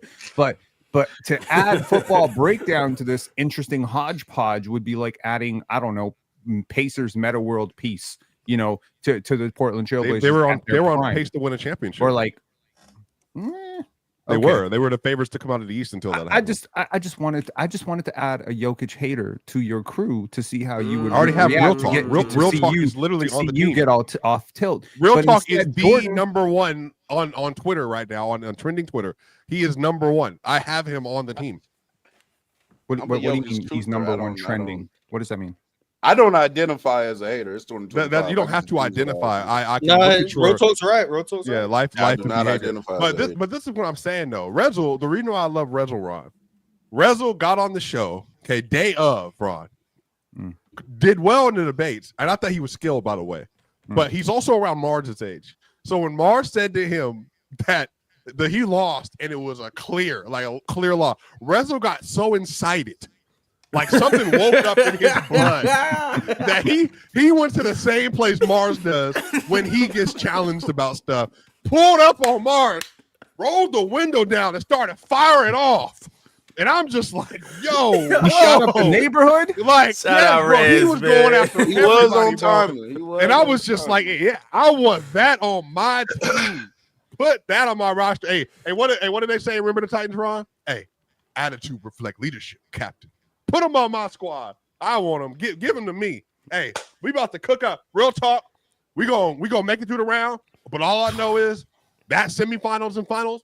Yeah, it's gonna be heck. Hey man, yeah. Hey, when I gotta debate y'all, it's gonna be tough. You know, what I'm But saying? before, but hey, before, bro, hey, real talk. Hey, real talk. It's your turn. All right, Matt and Jeff Harden. God, you in. Yo, Mars, I'm talking to you and you only. goodness. These are the teams right now. Mhm. Can you rank these teams from 1 to 4? Oh my God. I got Swapper's team first. Is there Why a gap? does Is there a oh, gap? why does it say football breakdowns on Swapper's team? Because I legitimately thought that Jordan was going to pick Rez. That's sad. That's He sad. told me he was going to pick Rezel. He told you he picked Rezel, and then he said, "Nah, never mind. I got football breakdown." Damn it, Jordan. Okay, so Swapper's team. I got Swapper's team first. Chill's team second. Jordan's team third, and Ox's team last. Damn, Big Ox. So you don't have no faith? Is this a From the Logo diss? Like, is this what you're doing? Absolutely. Mars is so disgusting. All right, so hold on. Wait. So that means you got Team Chill advancing to the finals, and then I said that from the jump. Chill and Swapper's team, I think, are the ones that are going to win. and then after that, you got Swiper packing them up. I got Swapper's team winning, and then of the 4 remaining, if I were a betting man, I would probably take Real Talk. But Rezo's intriguing. Team Real Talk? Rezo's intriguing. Y'all say that. And Hey. I always root for the chat. So I'll be Rezo. there subconsciously rooting for Rezo. Hey, Rezo, the NBA season hasn't even started yet. Your rise to glory can really be up there with some of the greatest of them. Is this the college football NCAA rise to glory when you do the high school prospect? They become a 1-star somewhere, and then all of a sudden they rise to be starting quarterback and win the Heisman. That could be Rezo. Rezo could be the new Mars. I'm talking about out of the chatterbox. Mars, you started off in the chat, did you not? And then you came up on the show one day. Next thing you know, Mars became Mars. They were like, "Wow, we need He that." didn't over really here. become Mars until, well, first off, I do want to say you would say that there's 4 aliens on Earth in the football league. There actually is a 5th. Mars's name is Mars because he's from Mars. He is an alien. Yeah, you know, fair, he is a Martian. That is his full name, Martian. We just call him Mars for short. And on top of that, the way he be cooking you guys is out of this world. But I do want to say this: Mars didn't really become Mars until he drank that special water, and you just have to know. I'm not gonna tell you guys. That was the switch. I ain't gonna lie. Hey, you tell just that had to cold been water? there. Yeah, Hey, that you went just had from to be there. from you had pre water statistician was, post water eye test was. Just that Hey. was the change. That was the change. I will say So- though, Friday, my top performer actually was in fact football though. I think football was the best one Friday, and I think Rezel was second. But I think Rezel, as far as like for that kind of format, I think he's really good to have on your team. But because he tries to hit a lot of bullet points in a short amount of time. But you know, those kind of things can be worked around. But I'm not going to give the tips to you all. but I would say. I think but you've studied the blueprint, so when you get to Yeah. and you have to compete against him, Yeah. I think Yamar, he will if he was I don't know what he wants to do with his life. He could be a real world, I think, debater and communicator. I think learning the narrative stuff is going to be his biggest challenge. Yamar Skeet. Oh, Yeah. that dude. Okay. Yeah, I'm trying to say his name, for the sake of his name. I know he shortened it because he wants to ingratiate him in South American culture. I don't think he should be able to do it. But anyway, I do think he just doesn't have the narrative stuff down pat. Real talk spins the narrative well, and that's actually one of his best traits. Why he was so successful in the PCL. You got to be able to compliment, grab that thing, and then turn it your way. And Real Talk does a really good job with that. I mean, it's like a cap, like a knob, like on a stove. Like you got to be able to Real Talk, you're good with knobs. Got it. He just be All turning right. up the stove when he decides to cook you, but. Penn. By the way, I just want y'all to know this is the 4th shot Penn is taking that I've ignored. And I'm not. I'm gonna keep ignoring them. Penn, it's so insignificant. There's nothing for me to say. If you believe it's Team Real Talk, I'm that big of a man. It can be Team Real Talk. I would still like to be on the team that wins. Perfectly fine. But what I'm saying is you got to know how to control the crowd. And I think in PCL, that's a different kind of crowd than in real life. And I think that's something that we all have to learn. I will be the first to say I need to continue to learn that in PCL. Now, just doing this is fine. I love being here. But PCL, that's why Mars is so good. Mars just knows how to, in that conversation, just bend the narrative ever so slightly his way. And then Chill, I think personally Chill needs to be a little better at that. He doesn't enjoy the narrative stuff at all when it comes to the PCL stuff. Matter of fact, it almost cost him last year with the Washington Wizards Charlotte Hornets point. But you know what? I think he's overall. Who was that against? I came. What do you mean bend the narrative? Wait, I just want to it? understand. It's not a nasty conversation. I just want to know. What It was do you mean against bend the Maryland. narrative? It was against Maryland. It was against Maryland Eastern Shore. That's who it was against. That's what. It was. Bend the narrative means Shout out we're to having Steve. the debate on my terms. Yeah. And I do think that that's what it was. Mars is. That's why it was like when I went against him last year in the final, I was like, how are we gonna do this? Because I know we both can't do that. But yeah, Penn, that's basically what that means. Okay. Yeah. I mean, I'm not debate on under any assumptions that I'm gonna do well in this situation. I mean, I really don't know why I went that high. I'm be honest. I'm just being straight up honest. Because it's a 40-second. Your normal debate skills as an intellectual should do well and perform well. And again, Penn, your kryptonite. With a 40-second timer, it matters that you can make 8 good points in 40 seconds. And you are very long-winded. Yeah. So a part of this is just like narrowing and being more concise what you're saying. But you could be really good. Like your biggest habits that take you down on PC on the regular are being long-winded, and then you get flustered. And when you get upset or flustered, you will start like bing, bing, bing, bing, bing, bing, bing. No, actually, Penn, let me tell you, I know for sure what your biggest problem is. Damn, they breaking your game down to the decimal. You don't listen. Go ahead. You don't listen. I don't listen. If you actually relax you about to argue already. Mind and listen to the person that's speaking to you, you would have some better retorts to it. But you are just waiting to talk. You're not listening. That's the big part of responding in a debate is I'm countering what you just said, but you don't do that because you don't listen. Penn, with that being said, before you flame Real Talk and Swiper for both of them hating, I don't got your team advancing, but I got you getting first team all PCL. I think you're gonna cook so much. Well, yeah. Oh, I didn't tell y'all we was doing this. No. Oh yeah. We gonna do a PCL MVP, which is probably gonna be the person that wins, and then we're gonna do a first team all PCL and a second team all PCL. You know, like somebody might just end up scoring 10 of their team's points, but their team loses. That person probably is gonna end up getting first team all PCL. Okay. What I do know is Real Talk just said, Penn, you can't shoot. And now Penn gonna go out and shoot 20 shots. That's what he just did. No. That's exactly what he did. Penn, you can't shoot the 3. And Penn gonna go out and shoot 15 So here's the threes. thing. I told y'all last week I was done getting flustered, all this stuff, and I'm not gonna be crashing out, and I'm not crashing out. If you think I don't listen, cool. I do listen, There are some select times where I don't listen or I didn't listen because I was So you browsing. don't listen. No, there are some times where I don't, and most of the time I do swipe. But you need to learn to listen. So I mean, but that's everybody.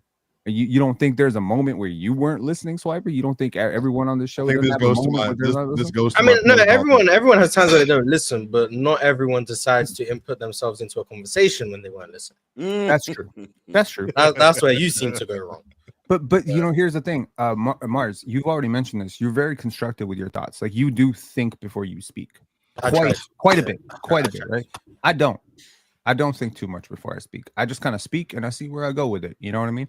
So that sometimes can get me into trouble. I'll be honest. But Mars also, with Mars also thinking when he speaks, Mars also makes points that he knows his point can be counted, and what he's doing is he's hoping that you forget that his point that he made a long time ago. And a lot of times that happens. Now, me, and 100% that happens.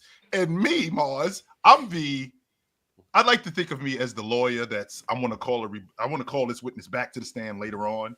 Like, we're not done with this witness here. Like, we'll get back to you when later. We'll get back to you. That's the kind of lawyer that I think that I am. Good lawyer. Mm-hmm. Ron, what's your biggest flaw in debating?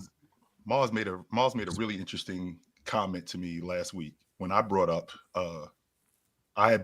let's make the votes uneven, right? And then Mars counted that with a right to the body. Like, all right, that's real simple, because what we'll do is we'll have 30 people over here and we'll have 30 people over here, and one person will be over here.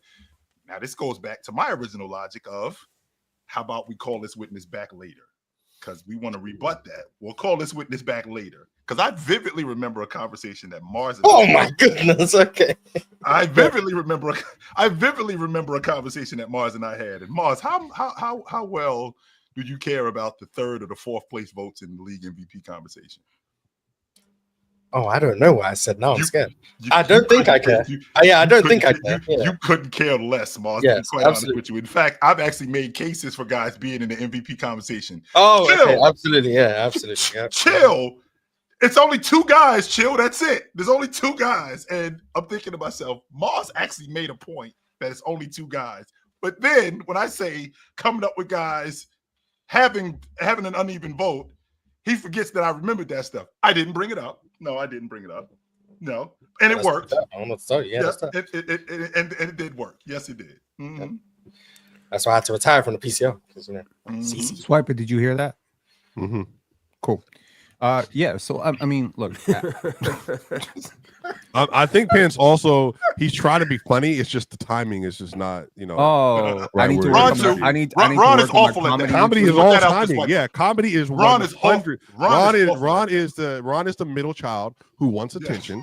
And so he will do anything by any means necessary to say what he needs to say to get that attention.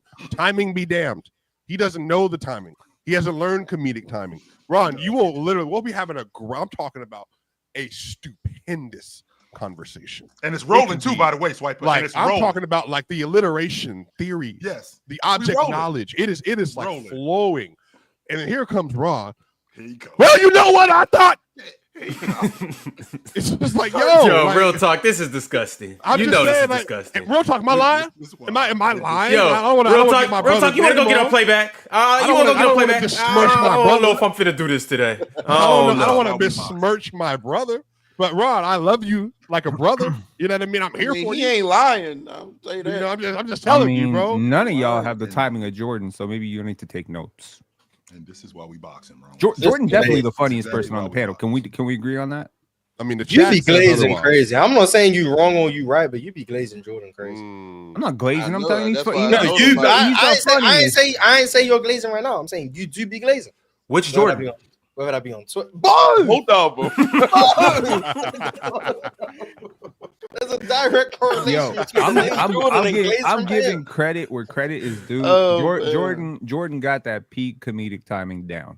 So at least someone on our team does have comedic timing. I don't. Well, the chat, to be fair, has said that like they think there are a couple people that are the funniest. And the last one I saw said me and Ron, but that's to Ron's point about like he just will say it and then that's your burner. No, I don't have a burner. think- Yeah, but Penn, I think you should know well enough. I say things that are controversial enough on my own platform to know I have no need for a burner. It's going to be said. I'm going to say what I want to say, and if you don't like it, that's up to you. You can unfollow. So, and honestly, I probably lost 10,000 followers over the last 4 years because I just, I don't feel like I have to restrain myself because, for your feelings or whatever. But I will say, real talk, he's probably right. I probably should get a burner. How do you feel about the comment that you and I are basically the same person? Because I've heard that comment a lot. Yeah, I think, Penn, we have similarities. I think there are fair similarities. I also think there's something about people who like film. I legitimately mean this, by the way. There is something about people who like film and theater and art that absolutely contribute to have similar personalities. I mean, no, 100%. Yeah, absolutely. And I don't think there's a diss either. I think, I don't think there's a diss either. And that right there, what you just did, Ron, that's the kind of shit we're talking about. That kind of stuff right there. Yeah, that kind of stuff right there. This is why I was just trying to get a closer look to really see. This is why when I see you, we boxing for that reason right there. This is just a microcosm. If I'm on tomorrow, I'll wear like a blue bandana to like balance this out. But if I had to say the best timing though, but it's like condescending timing. He's not necessarily trying to. Mars's thing. He's not trying to be funny all the time. But he will. It's a shot, but it's a very got that too. Well orchestrated shot. Oh, Mars definitely got silver locked up when it comes to Mars. He'll do it, and it's like when Mars does it, it's like very poignant, and it's like it's true. It's true to the core. Mars is a studier. He doesn't take notes, but he studies you. You better believe every time he opens your mouth, he knows who you are. It was a time when Mars took notes. Don't bring no notes. Don't bring Don't bring no notes. I remember that one. All right, y'all. Don't bring no notes. Just bring your ass. Yeah, I remember. Hey, I want to ask you guys just right quick because Mars obviously isn't participating. Are you guys relieved? Are you happy that I'm actually disappointed. I'm definitely disappointed. Air attack. You want to joke that about Mars is in it? Yeah, I don't know why he's not in it. Mars, Yeah, I mean, I thought. I mean, remember, I said I didn't want to do it anymore, so I was surprised that I was in it, let alone that Mars was out. So, I mean, no, I was definitely shocked. I said before the Bill Russell. the second one. I said this was my last one. Yeah, Mars is the Bill Russell of PC right now. He's gonna get air attacks. All those PCL championships are gonna get air attacks now because you didn't have to compete in the 40 seconds or less. You fight that era. Mars? Which is Mars, hard. you fight that? It's harder. If I get air attacks, I get air attacks. I mean, shit. But also, unlike Bill Russell, who much retired at the ripe old age of like 48, you on the other hand have retired in your prime, which kind of sounds like ducking. I don't know. Okay. Found out the rules were no longer in your favor. Decided to duck the smoke. That's cool, Oh man, Mars would be back. Enjoy your one. He's just taking a baseball. If I announce my retirement before the second PCL, how could I then foresee that the rules would no longer be in my favor by your logic? Because you saw ahead. You saw what was coming. You saw the rule. You saw the rule change. You saw the bending of the league. You saw the 3-point era coming up, and you like, you know what? I can't really shoot threes. Let me just sit down for a bit. But it's cool. It's cool. If anyone's been around here for long enough, they've been changing the rules against me for as long as I've been there. They changed the rules for you, so you Shaq. You not Bill Russell. So the first time, the reason we have the 3 and out in King of the Court is because of me. A lot of the reasons for these debate formats is because of me. Mars Chamberlain. So I think I've got through the rule changes already. Quite frankly, Ron, to answer your question, yes, I'm relieved Mars is not in the PCL. Why? I don't necessarily I don't feel like personally, again, this is just me. I have confidence going up against anybody in a debate. Anybody. I believe I'll beat anybody one-on-one. Now, I probably won't, but I believe I can. With Mars, I actually do feel like I don't have an edge here. I don't know where to go. I don't know where I can take this conversation. Why? Go to your pantry and get the goddamn bottle. That's a little ridiculous. You have angles for sure. I was actually, to be honest with you, Ron, I was looking forward to going up against. I can't really take the numbers route. I can't really take the real talk, history do a route. monkey wrench in that. It's difficult. It all up. Yeah, it's difficult. It's the one person where I don't think I pick myself in a debate. Real talk was. Well, to be fair, Real talk was Dwight Howard last year because I was really looking forward to going up against. Oh, he used the Cavs? Yes, and real talk just came into a monkey. Oh, so you're LeBron and he's got it. I was looking forward to going that's up Dwight. against Miles That's, Mitchell. What's that's wrong Mr. with- Dwight. what's wrong- what's wrong with this? On and off court. No, Dwight, shut up. What is wrong? I was What looking is forward wrong to with that. this internet culture that we are living in today, Shut up. where you cannot actually tell a person they are good at something they're objectively good at without people Right. saying, "Come up for Mars air." is Shut good. It's your the win, damn but ass it, up, but bro. it is you saying, That's you know what what? you live I'm in. actually glad Mars is out because therefore I don't have to compete against him because I don't have an advantage. Instead of just saying he's You don't really have an good. advantage either. Well, I don't, that's but I'm saying that's you. I feel like Mars. You can Well, correct me he if I'm ain't wrong. competing. I feel like I've called Mars out and more this year than anybody else has for stuff, even if he disagrees on like their exterior points. Because to be fair, Yeah, I also know how Mars thinks too about certain things. And it's work sometimes.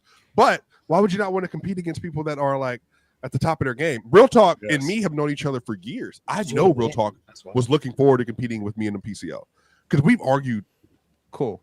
so many times. Like, Here's you know the what I thing. mean? I believe in different settings. congruency, Swiper. I believe in congruency. So I believe if you think something, you should actually say it out loud. I believe that to be true. Okay, I'm not up here performing, fantasy theater for the people in the cheap seats, right? So for me, yeah, like I believe there's a lot of really good debaters in this group. I think you have a lot of them. I think you have 4 of them on your team. That's a really tough team. We got to face you on Friday.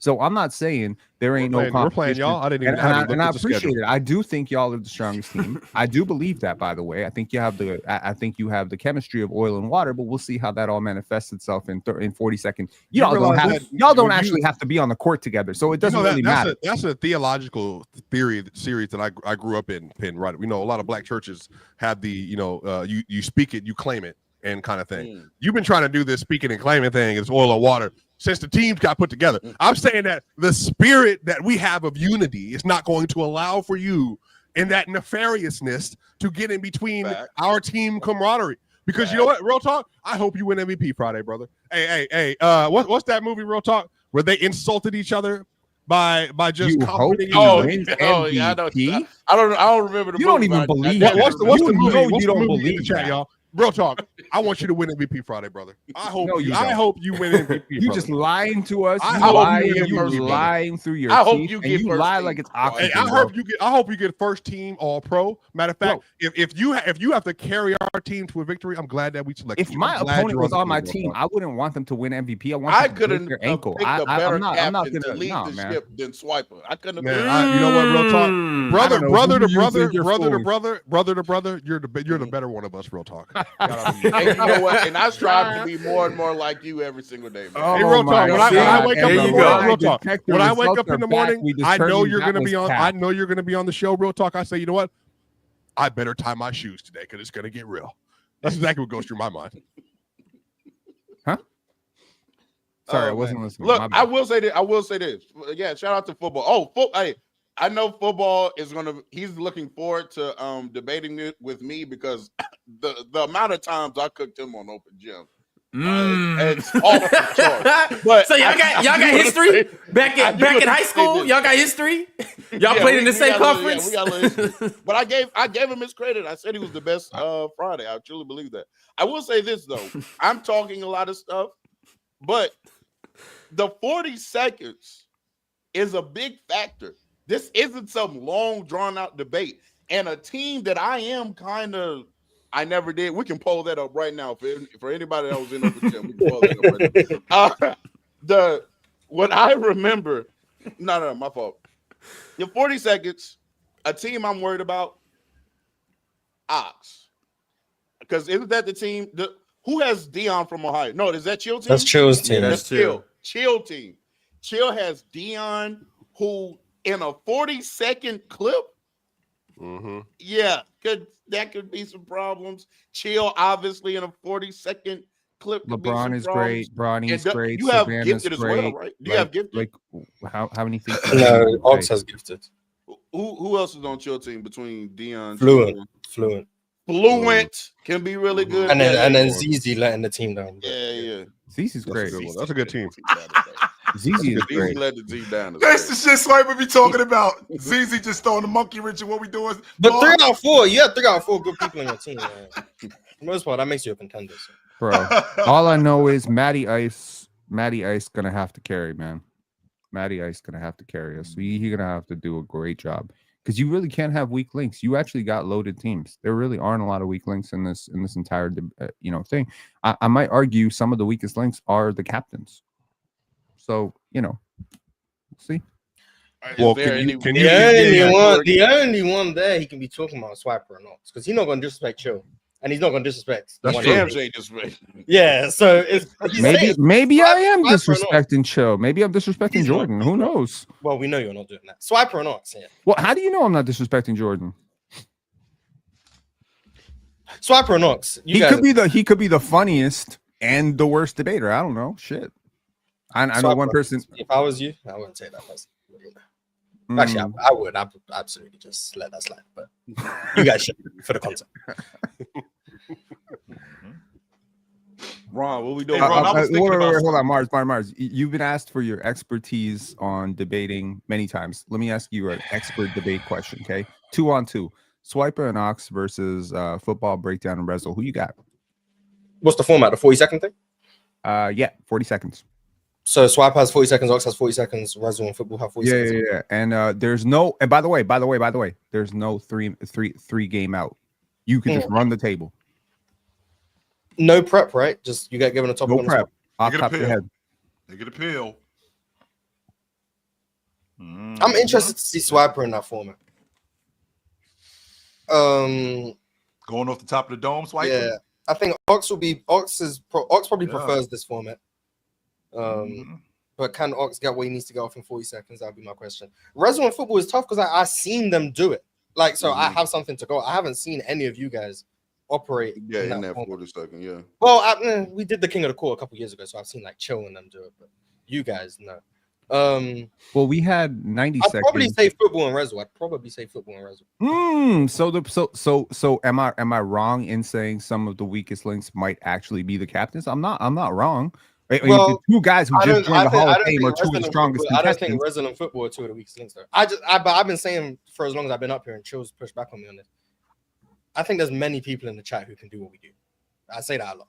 And I think this PCL, if it goes how I think it will go, I think Resident Football are going to show that there's many people. There's many people in the chat who can do what we do, yes, to a degree. I want to clarify this though. It took me years of doing this to the point where I can do it as poorly as I do it today. Okay. It took me years to get to this level of getting comfortable on a microphone. And you might say, okay, one person can come up and cook for 2 hours. Yes. Do it 3-4 times a week. Do it 5 times a week, like Cho. That's where you can't. I'm sorry. It's rare. And so, shout out to you.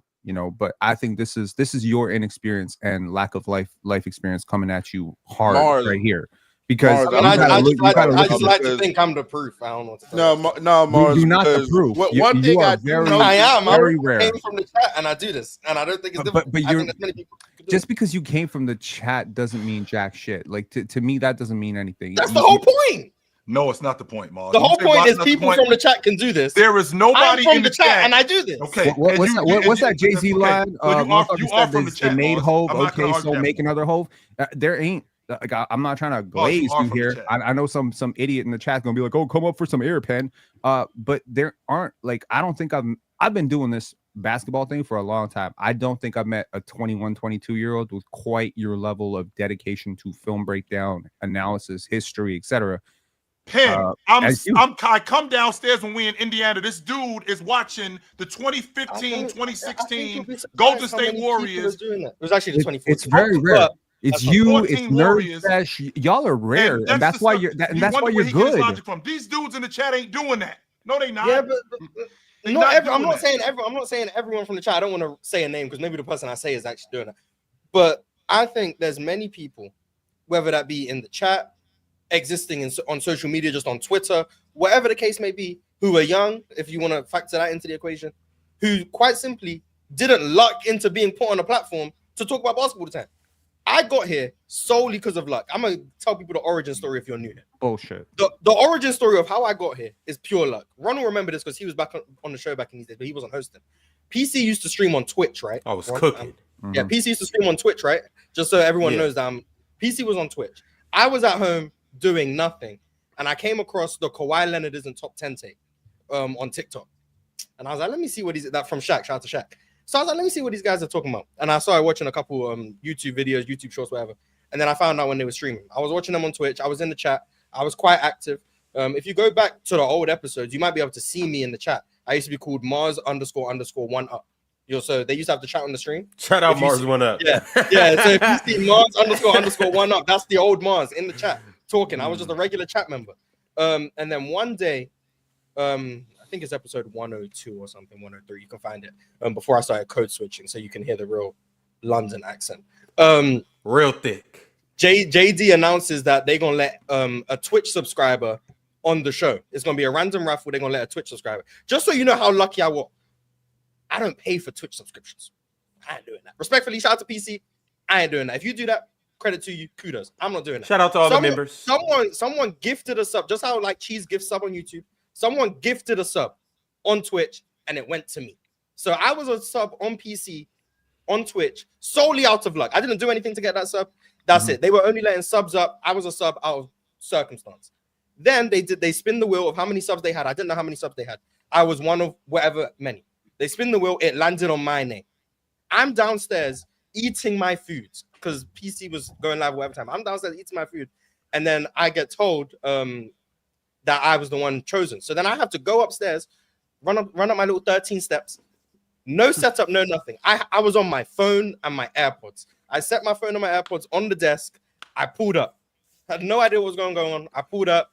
First things I said is, I think I said, yo, can you guys hear me? I'm English, by the way. That was my first ever words. Then we lost it. Yeah, and then JD starts going crazy. Ron starts going whatever.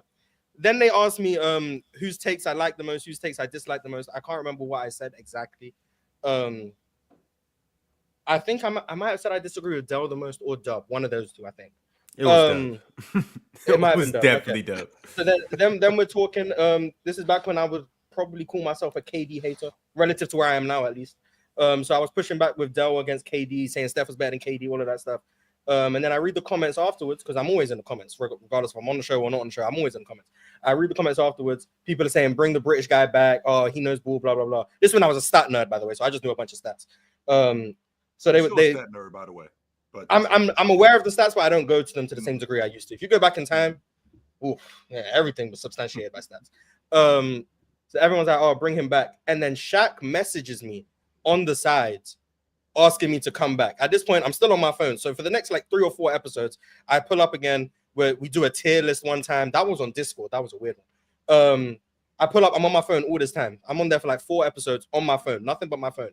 Then Shaq reaches out again, says he wants me to be on more consistently. This is back when the show was on Wednesdays and Sundays. So it was 2 times a week. And he said he would pay for my setup. So my webcam, my microphone, everything. Shaq covered everything. I didn't pay to get set up. Shaq did that. So shout out to Shaq. He paid for that. It got delivered. I then have a setup now. I'm locked in. Logitech camera was my first camera. Shout out to Logitech. Then I have a setup. I'm still here talking, blah, blah, blah. This is before I wasn't getting paid to do that. That was for free. But it is what it is. I just enjoy talking ball. Then the panel then they had the Jason Williams show. I didn't have enough motion to get on that yet. So I was still on the Wednesday and Sunday show. Then the Jason Williams show turned into the panel. It was on Tuesdays, 5 p.m. Eastern. Still didn't have enough motion to get on that yet. I wasn't a regular. But there were times where someone couldn't show up and Ron would reach out to me, oh, do you want to pull up to the panel? And I was like, okay, I'll pull up. Hey, see, boss, I knew who to bring off the bench to cook. I got onto the panel, but I wasn't even an original panel member. So I didn't luck into the panel, but I got onto PC through luck, and I got onto the panel because someone couldn't make it those days. So then I'm on the panel once a week. We do the panel. Me and Ticket start getting into it. The whole beef starts elevating, whatever. Then I start becoming a regular on the panel. Me, Low, Chill, Fluent, Ticket, and Ron. I think that was the regular on the panel. And then Ox comes along as well. Shout out to Ox. So this is at the point where the panel's once a week, Tuesdays. PC regular show Wednesday and Sundays. That's the only days I'm doing. And I become a regular on those shows. Start making a little bit of bread as well. I was like, yay, money. And then PC changes its format. 5 days a week. I'm now on consistently. But all of that solely came from me lucking into being gifted a Twitch sub, then winning a spin the wheel out of how many people, And then people decided to keep me around, in part because they liked my accent. There were other people who came up on that show that day, by the way. Other people who did well. Good you have knowledge, they but liked you my lack accent wisdom. and it resonated. No. And because I pushed back against Dell and Dub and whatever. Yeah. So I lucked into a bunch of things. The fact that I wasn't born in the US, luck. The fact that I won the spin the wheel, luck. The fact that I was gifted a Twitch sub, luck. All of that things. She's trying to discover another one of you right now. Yeah, by then the the way. fact that Shaq reached out to me and offered to pay for everything, which he didn't have to do. If he didn't do that, I probably still would have just been on my phone doing this, or I wouldn't have came back because my setup was horrible. That's luck. So there's like 4 steps of luck that I think there's many people in the chat who watch this, or many people on Twitter who I be seeing Twitter accounts. Some of them have blocked me, by the way. I be seeing Twitter accounts who talk about the game very nuanced, explain their thoughts in detail, give some actual coherent analysis that even if I disagree with it, I'm like, I like the way they think about the game. They think about things in a certain way. And they're young people who have to go back and watch. They understand stats, all of those things. And I'm like, if they wanted to, or if they had the opportunity that I got gifted, they could do things that I do. It's not very hard to do what I do. I see many people like that. That's simple. I'm not saying I am saying what we do is easy, but I'm also just saying that sometimes luck happens, and there's nothing wrong with being lucky. I can absolutely acknowledge I'm lucky. Ron, you're muted. But I can absolutely acknowledge I'm lucky. Anyone who tries to deny that I'm lucky, which is fair, okay, because being lucky definitely matters. We talk about this all the time with the NBA championship. But with being lucky, Mars, just so we clear, you still got to be nice when you get an NBA championship. You can't just be lucky being there. Yeah, I'm not saying any bum can come up and do this. But that's what it sounds like. I don't. Well, I'm saying there are many people who have. Okay. If you want to consider what I do a talent, there's many people, which I don't, but there's many people who have the same level of talent, if not more, but just don't have. I want to get you down to a number because I feel like we're going way too far here. If Cheese gifts 1,000 memberships right now, how many people, if given the exact same opportunity that you were given, can do exactly what you did or better? How many of those 1,000? I want to nail it down. First of all, these people in these comments are already basketball fans. So you're not dealing with the general population. You're dealing with basketball fans. You're also dealing with people who are home at 12 o'clock. Okay? So, whatever. Most people watch us from work. I just want to put that out. I mean, that's another way in which I was lucky. Or that. You're dealing with people who care about basketball enough to be locked in during work or, take off work to watch it. Okay. So how many of those 1,000 could do what you do? I want to find out how rare you think you are. A percentage, Mars. Like 100 of them. Low end estimate. If I'm going completely pessimistic, about 2.5%. If I'm going extremely pessimistic, about 2.5%. So 25 people. That means 98% of the people. That's pretty goddamn rare, Mars. Yeah, but I'm saying if I'm going extremely pessimistic, I'm saying extreme, but that's only the people who watch PC. Okay, so how about the other side, Mars? Don't fuck with PC because of what they see in the clips, who also could do exactly what I do. Like, there's a lot of people, I think, but 25 people is a lot of people. If you want to say in the grand scheme of how many people watch us, maybe not. But I'm not saying of the 20,000 views we get during the season and the off season. Obviously, it goes down off season. We understand what the life is, but of all of those people, I'm not saying all 20K could do what we do.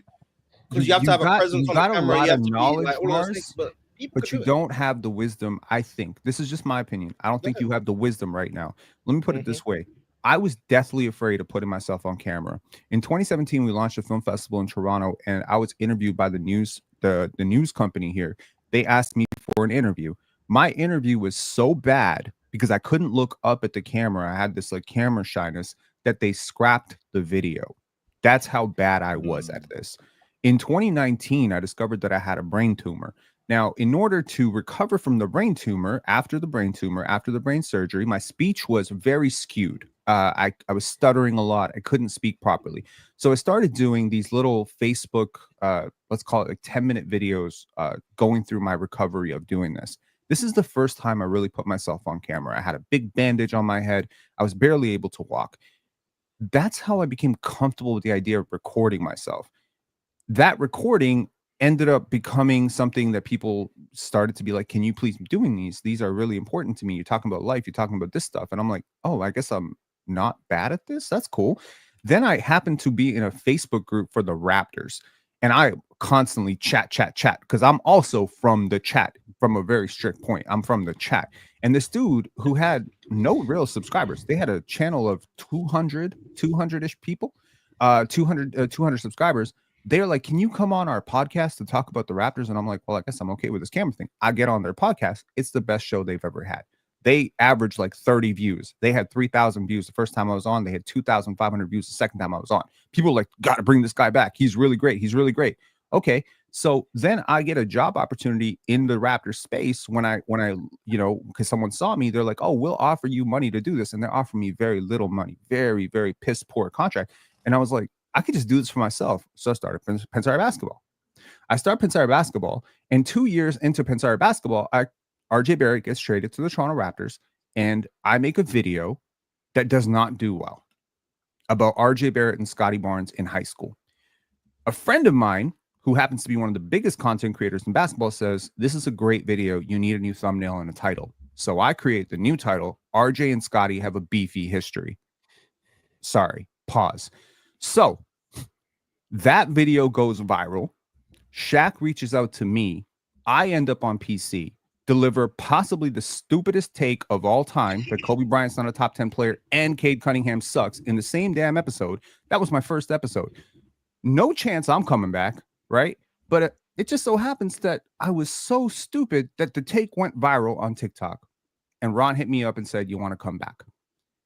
I'm here as a regular 2 to 3 times a week. Half the people don't even think I know basketball. Is that luck? That's a lot of luck, bro. That's a lot of luck. That brain tumor got me here in a lot of ways. Besides the tumor, I think that kind of proves my point.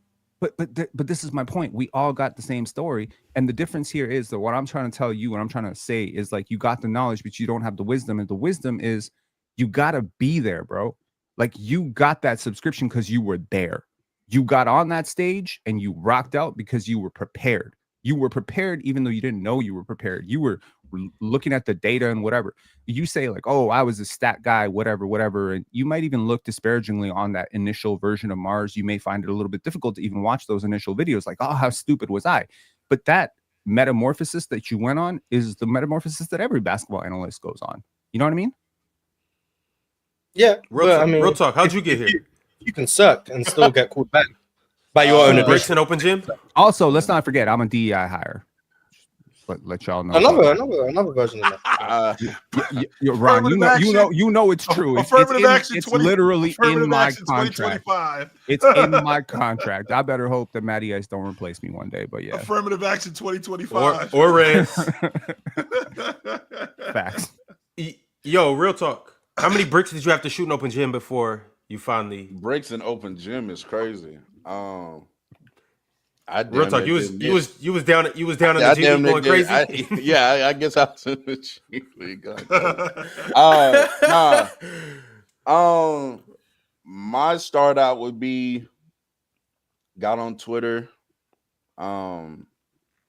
Started going into different Twitter communities. You know what I'm saying? Always shout out Ev, shout out Facts and Stats. That was kind of like the first basketball community I had kind of like been listening to. Got involved a little bit. Were you with Faisal on them? Yeah. So then I did that too. So then after I, started doing Twitter a little bit, started doing Clutch Kingdom, shout out to Clutch Kingdom, which we were doing like a pregame Lakers show before all the games or whatever. That kind of got, a little big out there in the Twitter world. Started to have a debate. I think I had like a debate in Facts and Stacks with Low. That's where I first met him. Then he was like, "Oh, who is this?" I kind of mess with how you did it. And then coincidentally had another conversation with him on Open Gym. So then he had like, we'll start talking or whatever. He was like, "Hey, bro, I want you to, pull up whatnot, the whoop." Started pulling up on him, doing some streams, and then I always put up on Open Gym. I think Dub and Mars messed with me a little bit. I know Dub did. I wasn't sure about Mars at the time. I wasn't sure about Mars at the time, but Dub definitely messed with me. So I would be on Open Gym, even like where Mars was talking about if they like missed the host or something like that. That would be like, "Hey, you want to host today?" So I ended up like becoming a big part of that show. And then how did I end up on the panel? I think Ron one panel episode was like, hey, we can get real talk up here. You know, he can cook or something like that. He said at the end of the episode, and I was listening to it. So then I hit Ron. I'm like, shoot, I'll go up there and cook. You know what I'm saying? Real talk. What exactly it was? Somebody said somebody's name. I think somebody said, was it real something? Y'all I said, lying. you talking about real? Y'all I was like, are you lying. talking about real I talk? can tell you how real talk got on the panel in 2 words. Pastor Real Talk. That's how it happened. He was on before that. that. He's been on before, but he's been a that regular had since then. been Because that that was entire cook regular. sesh, we actually played that when you weren't even on, and I think Ron played it twice. You might a have played Sunday. it thrice on a Sunday. Okay, so I think like that to me, I mean, it exhibited your mic skills. I think you've gotten so much better at this. So yeah, that's why I think I think that was when you became a regular. If I'm wrong, I'm wrong. Maybe him coming second in the PCL. Yeah, I mean that. Which I one mean, yeah. happened So Ron invites me. Long story short, David, shout out to David. David, you know, he sees a couple episodes of me on here. He's like, "Hey, I mess with you." So same thing with Mars. He was like, "Hey, what do you need?" You know, so he sent me a webcam. He sent me some lighting as well. So you know, shout out to David. You know what I'm saying? So I'm the only one to pay for my own lights. Damn, that white. I don't know, privilege man. That white privilege killing me, bro. For real. And the dope thing about my this own thing, Ron, camera, is my own mic, my own lights. there are people here that even in the off season and during the season, there's people here specifically to hear Mars. There's people here that's specifically for Real Talk. There's people here for Swiper, right? There's people here for Penn. I mean, there's people here. I mean, that's the kind of mix of a crew that we have. Like when you watch a team, there's people that's specifically to see Joker. There's people that's just here for Jamal Murray, right? So, I mean, and I think that you guys have done a great job with that mix. It's awesome. But I do think that Mars is in particular. I do think that Mars downplays how good he really is. What you remind me of, Mars, you remind me of Dennis Rodman when he first got on the Detroit Pistons. Like Dennis didn't really know what he was. Like this is just diving in the stands for loose balls. Anybody can do this. Just getting on the glass. You can get anybody in the crowd to just come in here and rebound. I mean, defense, yeah, you could do that. You can defend. Just so you know, Mars, Bo Jackson was very much like that. Like, but you can't run a 4-1 in a 40. No, Mars, everybody can't do that. No. You're the only one that can do that. What? You can't run up a wall? No, Mars. Everybody can't do that. You're the only one that can do that. No, that's not the way that works. I remember seeing you on TikTok 4 years ago, maybe 2021, 2022, around them times. Bro, Chill really a celebrity, bro. Yeah, I remember seeing him. I've been looking for this video for a long time to reference it, but I wasn't Mars Talk Sports on TikTok at this time because I was just existing. And I left a comment on one of Chill's TikToks, and he made a video response to the comment. To your comment? Yes, to my comment on one of my old accounts. Chill, It was like 4 years. He wouldn't know it was me. It was like 4 years ago, and I wasn't called Mars Talk Sports. I was just an account. But he responded. Did he fry you? Comment. No, it's actually funny because this is why I remember it. Because Chill was I was watching this. I see his TikTok showed up on my For You page all the time. I also don't follow people on TikTok, so I didn't follow Chill, but I liked like so many of his videos. They kept showing up. And I was just watching, and this is gonna sound weird. My comment was asking Chill if he was okay, like just mentally. It looked like he was drained mentally. Like, that was the comment I asked. I was asking him if he's been okay. Like the past like week or so, he looked drained mentally, and that was my comment. And Chill responded to that, basically saying like, "Thanks for looking out. I'm fine." Blah blah blah. That was the whole video, and I'm for like maybe a year and a half.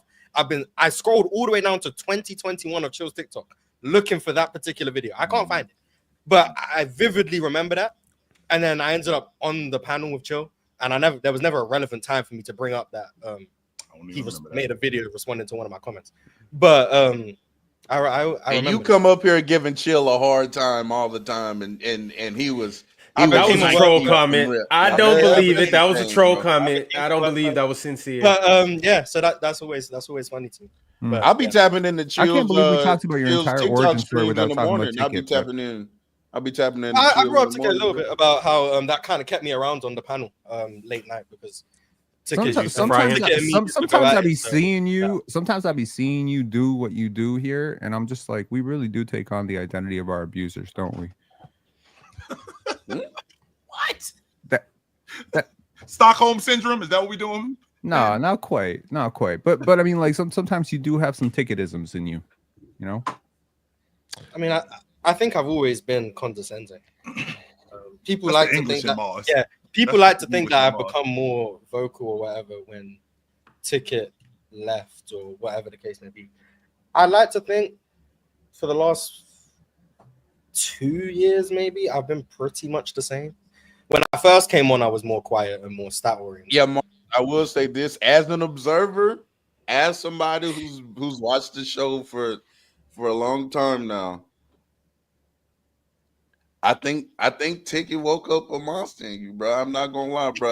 I know it's out, but like you weren't really like you'll talk with people, but you wouldn't like rah back with people. You know what I'm saying? Ticket was the first one that would be like. Mars getting knowledge right now. Mars I'm trying to think of examples. Like maybe you guys are right. I'm not about to go back and watch and see if I was shying at people before Ticket. Like I'm not about to do that. But You were already good. You were good at like debating already. I'm saying the adding the yelling in the inner. But I don't like the yelling. I know, but I'm saying like that. That's kind of like. But you know what's funny though? I've toned the yelling down in recent weeks, but maybe it's just because it's the off season, so we haven't had much to yell about. Yeah, but you did. Ticket was the only person you ever told a chat person and called them an idiot. You didn't talk like that to anybody else. You know, typical British accent. Yeah, but that's now I'm used to be trying to walk Mars down. Now I'm more mature and I don't fall out of my code switching. I stay in my. I think Ticket did for you what Sam Mitchell did for Kevin Garnett. Yeah, you know what I mean? Toughen him up a little bit. We know the Swiper origin story. Jokic got good. And Swiper piggyback Jokic's success all the way to the panel. I think there's always truth in that. I think everything, as somebody said in the chat, is timing. I started in the pandemic though. I started my channel in December 2020. And then just been up ever since. And I started working in the NBA shortly after that. And then now I'm on the panel. It's real quick and simple. It's a lot more to it that Swiper clearly doesn't want to reveal, but I mean, I feel like it's long-winded, but I also feel like too, this is like my third career at this point. You know what I mean? I'm a little older than Mars, and me and Ron are the same age. So yeah, I forced my way into the industry, but I also do think, everybody knows my faith background. I think everything is timing and appointment. I think Mars was appointed to be here. I think Mars, even though you don't think you have a skill, I think being a personality is a skill. I think being able to debate is a skill. I think being able to think logically, develop thoughts is a skill. Real Talk has it. Chill has it. Ron has it. Ox has it. Everyone up here absolutely has it. So yeah, I think it's all a skill, and you have to develop it and cure it as you go. I do want to say this. When I first started interacting with Swipe, because me and Swipe, we were going back and forth a little bit on Twitter, right? And mind you, these are the years where Denver's meeting the Lakers in the playoffs. I genuinely did not like this nigga. It wasn't even like but you like him now? I dead ass did not like, because you know how like Swipe is real like condescending and he throws a little jabs and stuff like that. Usually I'm like that after I know you for a period of time. Swipe is just like that out the gate. So I don't know whether this is personal. I'm like, who is this nigga talking to? You know what I'm saying? Like, so I used to be, he used to have me out of pocket a little bit. I remember in spaces, if I host a space and Swiper would talk, I would just individually mute his mic over and over again. And he would get I remember that.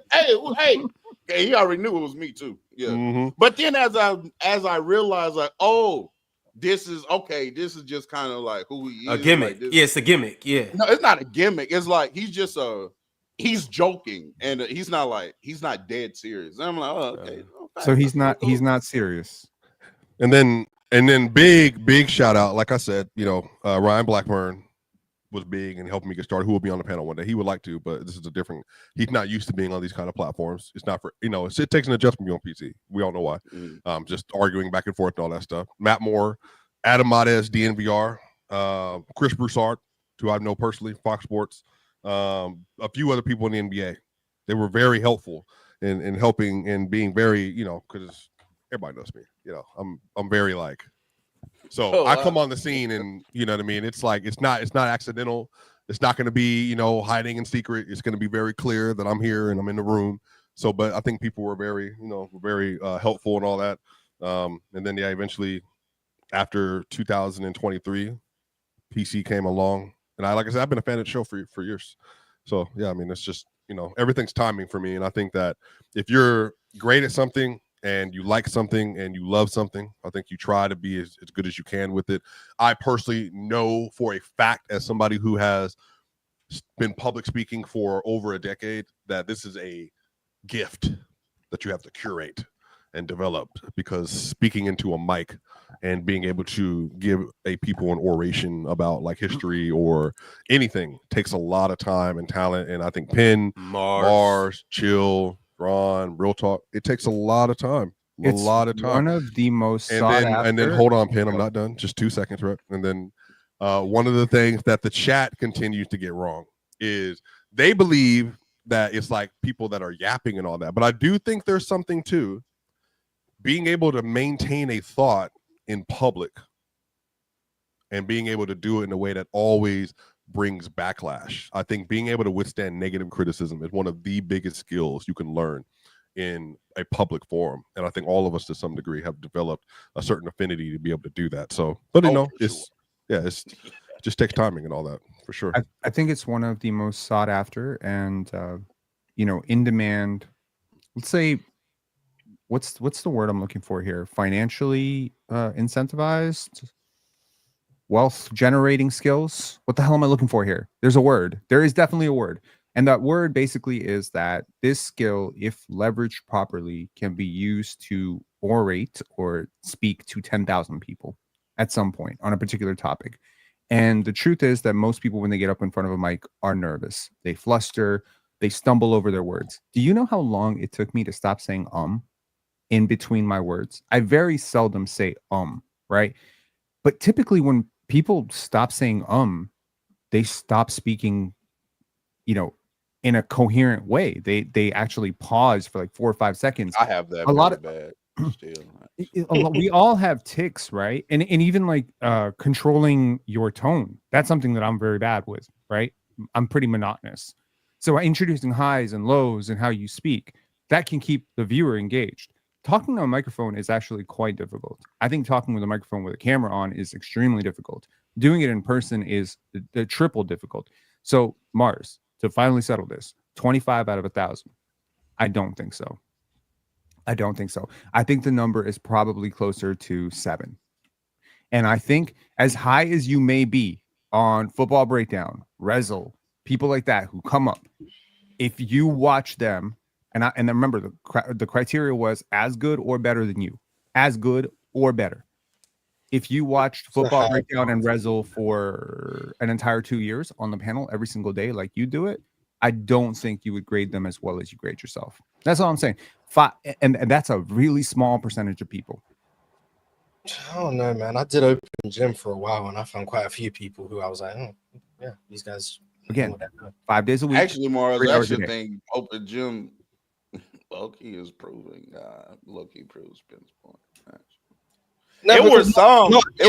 Yeah, but I'm not saying. But I'm like, saying not. Yeah, but I get what you're saying. Though, yeah. Shout out to our Geralds of the world. Shout out to them. Yeah, but like, shout out Gerald, man. Shout out to our Geralds of the world. But like, I didn't know everything about Real Talk's Twitter origins. I only knew Real Talk through Open Gym because I've only become like a Twitter user in like the last year. But like, I knew Real Talk through Open Gym, and then now he's here. I don't know if I'm allowed to say Jalen Carter's name, but Jalen Carter I knew through Open Gym. And he ended up on the panel and then ended up getting himself kicked off the panel. But he made it. Like, he did get there. And then there's quite a few people who I've had discussions with on Open Gym who, like, either were very entertaining or knew what they were talking about, or both. And like either because of things like their connections were never great, or once again, no disrespect, their accents were tough to digest for an American audience. Like things that are just out of their control. Like they didn't get to, or they just couldn't do it full time because Open Gym was on later, like right after the panel. Some people, like I said, work. I don't know how many people in the chat right now are watching this while working, but I see all the time. People have their headphones in at work and they'll be listening. Like that's how most people digest the show. They're not just sitting in their room or at their desk watching the show intently. Like this is a 3-hour podcast. People are probably just gonna be listening to it in the car or at work, at their desk, wherever. Like some people just physically wouldn't be able to do the show because of the timing. That doesn't mean that they're incapable in terms of ability. It will once again be a luck thing. You have to provide for your families. Like I understand everyone has life. I was someone who was young enough to where I had nothing going on in life. And I had free time to go talk about basketball for free for multiple hours twice a week. Other people don't have that luxury. I was able to but you're ignoring the elephant in the room, which is basically you're just a Gordon Ramsay merchant. That's really what you are. Gordon Ramsay Gordon Ramsay and Simon Cowell and these British dudes been priming U.S. audiences for years, which is, cheat sheet, a large part of the panel audience. W globalization is what you're saying. Yeah, no, I agree. I'm not saying W globalization. This has nothing to do with trade, per se. Okay, but I mean, trying to just throw in a lot of it's not just trade, but for like no reason. A global. It's a global event. Look, global man, sport, Gordon Ramsay came to the United States and told every American kitchen that they were donkeys. Okay, and people just accepted it somehow. Like he just kind of came over and just said, "Y'all don't know how to cook," and people were just like, I guess this guy sounds like he knows what he's talking about. There's an actual natural authority to a British accent, which I don't know where it comes from. Maybe it comes I from do. Y'all pretty much colonized the entire world for a long time. We can talk about we that. Don't want to talk about that. But my point is, Mars, there's a large part of what you do that is actually just kind of conditioned into the American audience as that's normal. That's a fact. That's 100%. I agree. That's another part of luck. I didn't control where I was born. I didn't control where I grew up. But now all of a sudden I have an accent. And oh boy, if you got an English accent, I'll say something that Real Talk, for example, will say 2 weeks before, and then I'll say it, and all of a sudden, oh wow, I never thought of it like that. Like, yeah, so that happens to me quite often. You need to get that basic. Yeah, I guess I don't say it right or whatever. Yeah, maybe I need to. But like, so that's another way. That's another way in which I'm lucky. I benefit from having an accent that resonated. If I just sounded like anyone else, maybe I don't stick around because it's just look at this guy. He says some stats. But he says stats with a British accent. Yeah. So I wanted to hear the Chilltown origin story. But it all started in 1870. I do want to say this about the Swiper point about receiving criticism. Like this is a fact of the matter. And you just have to be comfortable with this. Number one, you have to be on the screen, and you have to be number two. You have to be comfortable with that. But then three, you have to be comfortable with people that you absolutely don't know, can't get in contact with, may live on the other side of the world, talking complete shit about you, and there's really nothing you can do about it. You just gotta get used to it.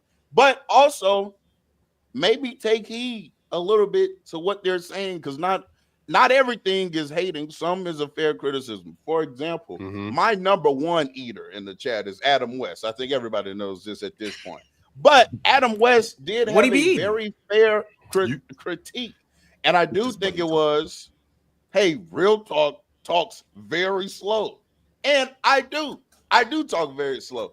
And sometimes it's not great for content or in a trying to make an argument setting, right? So he was maybe right about that. So I tried to address it a little bit. So you have to be smart enough to understand that everybody's not going to like you, but then sometimes take heed into what some people are saying. You know what I'm saying? But now we can't. So are you going to speed up your delivery? Yeah, I'm done. Yeah, I'm done. I actually, to be honest with you, I like Real Talk's delivery. I'm one of those people who I listen more to your delivery, and then I listen to what you're saying. I'm not just listening to respond. I listen to what you're saying, and Real Talk has that kind of delivery where I'm listening and I'm already captivated because he's got that Southern drawl to him, but it's also he's got that around the way talk too. Like I'm talking to him like he's my man. So I listen to him in that aspect, and it works. It 100% works with me. So I definitely dig that with him. Mars, on the other hand, when you talk about your accent, that's 100% what it is, because we live here in America. When people hear the British accent, you know what they automatically think when they hear British accents, Mars? Smart. This dude is smart. So we know what he's talking about. And Mars could just say, yo, Olajuwon's a great rebounder. Word, I didn't think about that. Okay, but he said it in a British accent, so it sounds really good. But that's not to take away from Mars not being smart, because I think Mars is a very intelligent young man, no doubt about that. But it's like being tall, right? It's like being brown skinned. These things 100% help. And Penn, to your point, I mean, I took a public speaking class when I was in college, and one of the things I found out speaking in public, try to take away from words like fillers, like stuff like that, because when people are talking to when you're talking to people, even if you are try to take away from using your hands as much, even though I talk a lot with my hands, but using your hands kind of throws people off. But words like fillers, they're called fillers. Yeah, fillers. People get thrown off by stuff like that, and I do what I can to. I mean, I'm not saying that I'm the best public speaker up here, but I do what I can to eliminate stuff like that. Who's a public speaker that you really admire? I'm curious. I'm a big fan of I've always been a big fan of Barack Obama, because Barack Obama stays poised when he talks, and he talks with a flow that I can follow. And some people, some people they don't think he's quick enough. I think that's the genius about him, where you're not going to speed me up, you're not going to throw me off track, and he may pause for a second, and that pause for that 1 second gives him an opportunity to say the right thing, as opposed to and things like that. So Barack Obama is, but he does do that though. It's interesting that he followed like the worst public speaker we've ever had, right? If you hear him talk though, Chill, he does do fillers, but he does it to control his pacing though. So that speaks to your point about being able to actually think through the thoughts. Like he uses fillers when he speaks, but he always is controlling. I think Malcolm X was probably one of the best in terms of just command, pace, flow, intonation, tone, like the sequence of the rhythm of the words. It was so eloquent, so perfectly placed, and so building to a point and then delivering on that point. There's so many layers to public speaking. And you know what? The thing is that people don't know why they don't like you. They just know that they don't like you. People don't know why they trust you. They just know that they don't, or they do. These things are coded into us. Yeah. And I think that when we're speaking, whether it is the depth of our voice, whether it is the words we choose or don't choose, right? Sometimes it helps to choose, a less complicated word than a more complicated word in a situation. The eye contact, the hand gestures, all that stuff, all of these things are communicating to people. This is a person who embodies this. And I think it always comes down to congruence. That's what you're wanting to communicate with every single word. You want to communicate congruence. You don't want to sound like a person who doesn't know what they're talking about, but act like a person who does, right? So, yeah, I think people are, I think the criticism is fair. And we are like about 300 years ago. Well, 20 years ago, it would be impossible to have this much feedback all the time, right? Social media, right? If Swiper does something today, whatever, it gets clipped, goes on Twitter. He's basically, if he just has to read the comments, it's almost like he got like 1 million people in his living room all of a sudden. All those people coming at him. Oh, this guy's this guy's that, this guy's glazing, this guy's smart, this guy, whatever. This is a lot of feedback, and it's not normal. It's not natural. You're not supposed to be getting feedback from 1 million people. We are not biologically wired to get that much feedback from people we don't know, right? So I think that this is harder than Mars is making it sound, like this idea of opening yourself up to that many people. Pardon? And I also think too, comments. You could not, but I think it's valuable. It's valuable. Yeah, see, Swiper doesn't read the comments. See, problem solved. There you go. If you can't, I'll be reading. I do. I love reading comments. I enjoy reading comments. But I think, to be fair though, Penn, I think. Speaking of reading comments, y'all, You know, some people have sent through paid comments. And Oh, We got We got I love- 45 minutes left in the show. So We got this is Ron. the early yeah, we but got preview Ron. Super Chat. we gonna overrun because Ron gonna derail us. And we didn't even talk about the Minnesota Lynx. Penn's gonna derail us talking about the Minnesota Lynx. I'm trying to talk about what you guys want to talk about based on the super chats that you guys have sent. Shouts. Yeah, let's do it. Napping Trey said, "No, this ain't the press box, but y'all see my Browns. We got a pulse." Yeah, you got lucky. Congrats. Just for the, So their defense has Just for been record. good. They played the Baltimore Ravens tough until they had the turnovers on in special teams, and then it was a blowout. And they held Derrick Henry to 31 rushing yards. Extremely inefficient day. They played extremely well versus the Cincinnati Bengals. They held Joe Burrow and Jamar Chase. I kid you not. This is not a typo. They held Joe Burrow, Jamar Chase, Chase Brown, and T. Higgins. They held that offense to 7 yards in the second half of the first game. 7 yards. So that defense has been real all year. They held them to 10 points yesterday, and the Packers had been blowing through the competition. They blew out the Commanders. They blew out the Detroit Lions, and then they show up in Cleveland. Cleveland with Kevin Stefanski. They play a very, very disciplined, physical, aggressive style of football, and you're just not going to blow out the Cleveland Browns, at least unless you got Lamar and you're just going crazy. So it was an amazing game, and then that's why special teams are so important. And to compound that, just so you know, Moss, Joe Flacco was on the couch. They called him off the couch to come basically tutor the younger quarterbacks. I ain't even supposed to be playing. Like, he's PJ Tucker. That's who he is. Like, I'm just here to be the vet on the crew. Come to find out, he's still got the goods, but not to an extent where he's going to be an elite quarterback, but he's still a starter.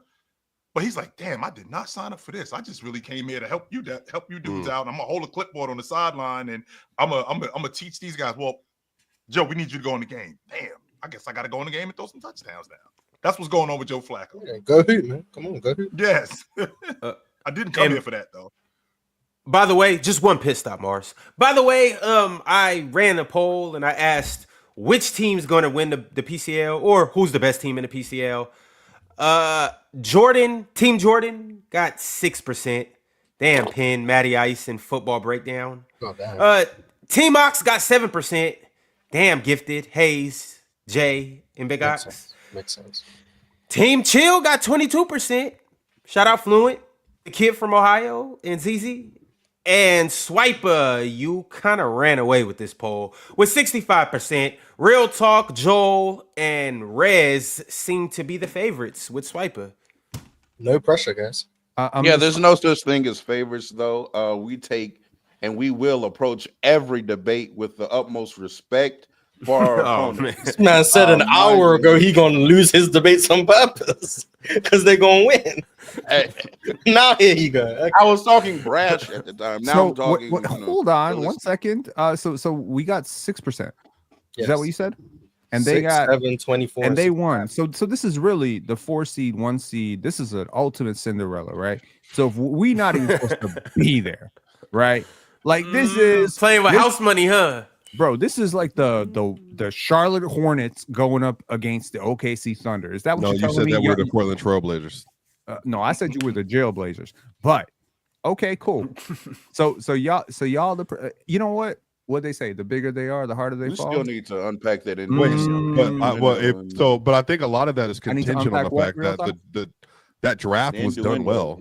But I think this just speaks a lot to how they value, the individual people that are on the panel. But I think you drafted very well. I think you drafted very, very well. I think if your captain's weak and then the leadership is weak, I think the boat falls apart too. So hopefully we all hold it down. Which captains are weak? Well, I don't think any of the captains. Who has a weak boat? Oh, okay. So there are no weak boats. Penn said that there are captains that he feels like that are not as strong as certain people. So I don't know who those. I know one of them is Ox for sure, but he could also be including me in that. I know how Penn feels about Ox in his debating. I know how he feels. They've got arguments about this for all of 2025. Format actually helps Ox a lot. My biggest criticism of Ox is not that he's a bad debater. You say he doesn't prepare. He doesn't do homework. Yeah. Right. He doesn't prepare enough. You can't prepare for this. Well, Penn, to be fair, I've known Ox for a very long time. The nigga ain't never did no homework in his life. So I don't think he gonna start at year 35. I don't think he go. Dome. No, Ox is 38. The dome.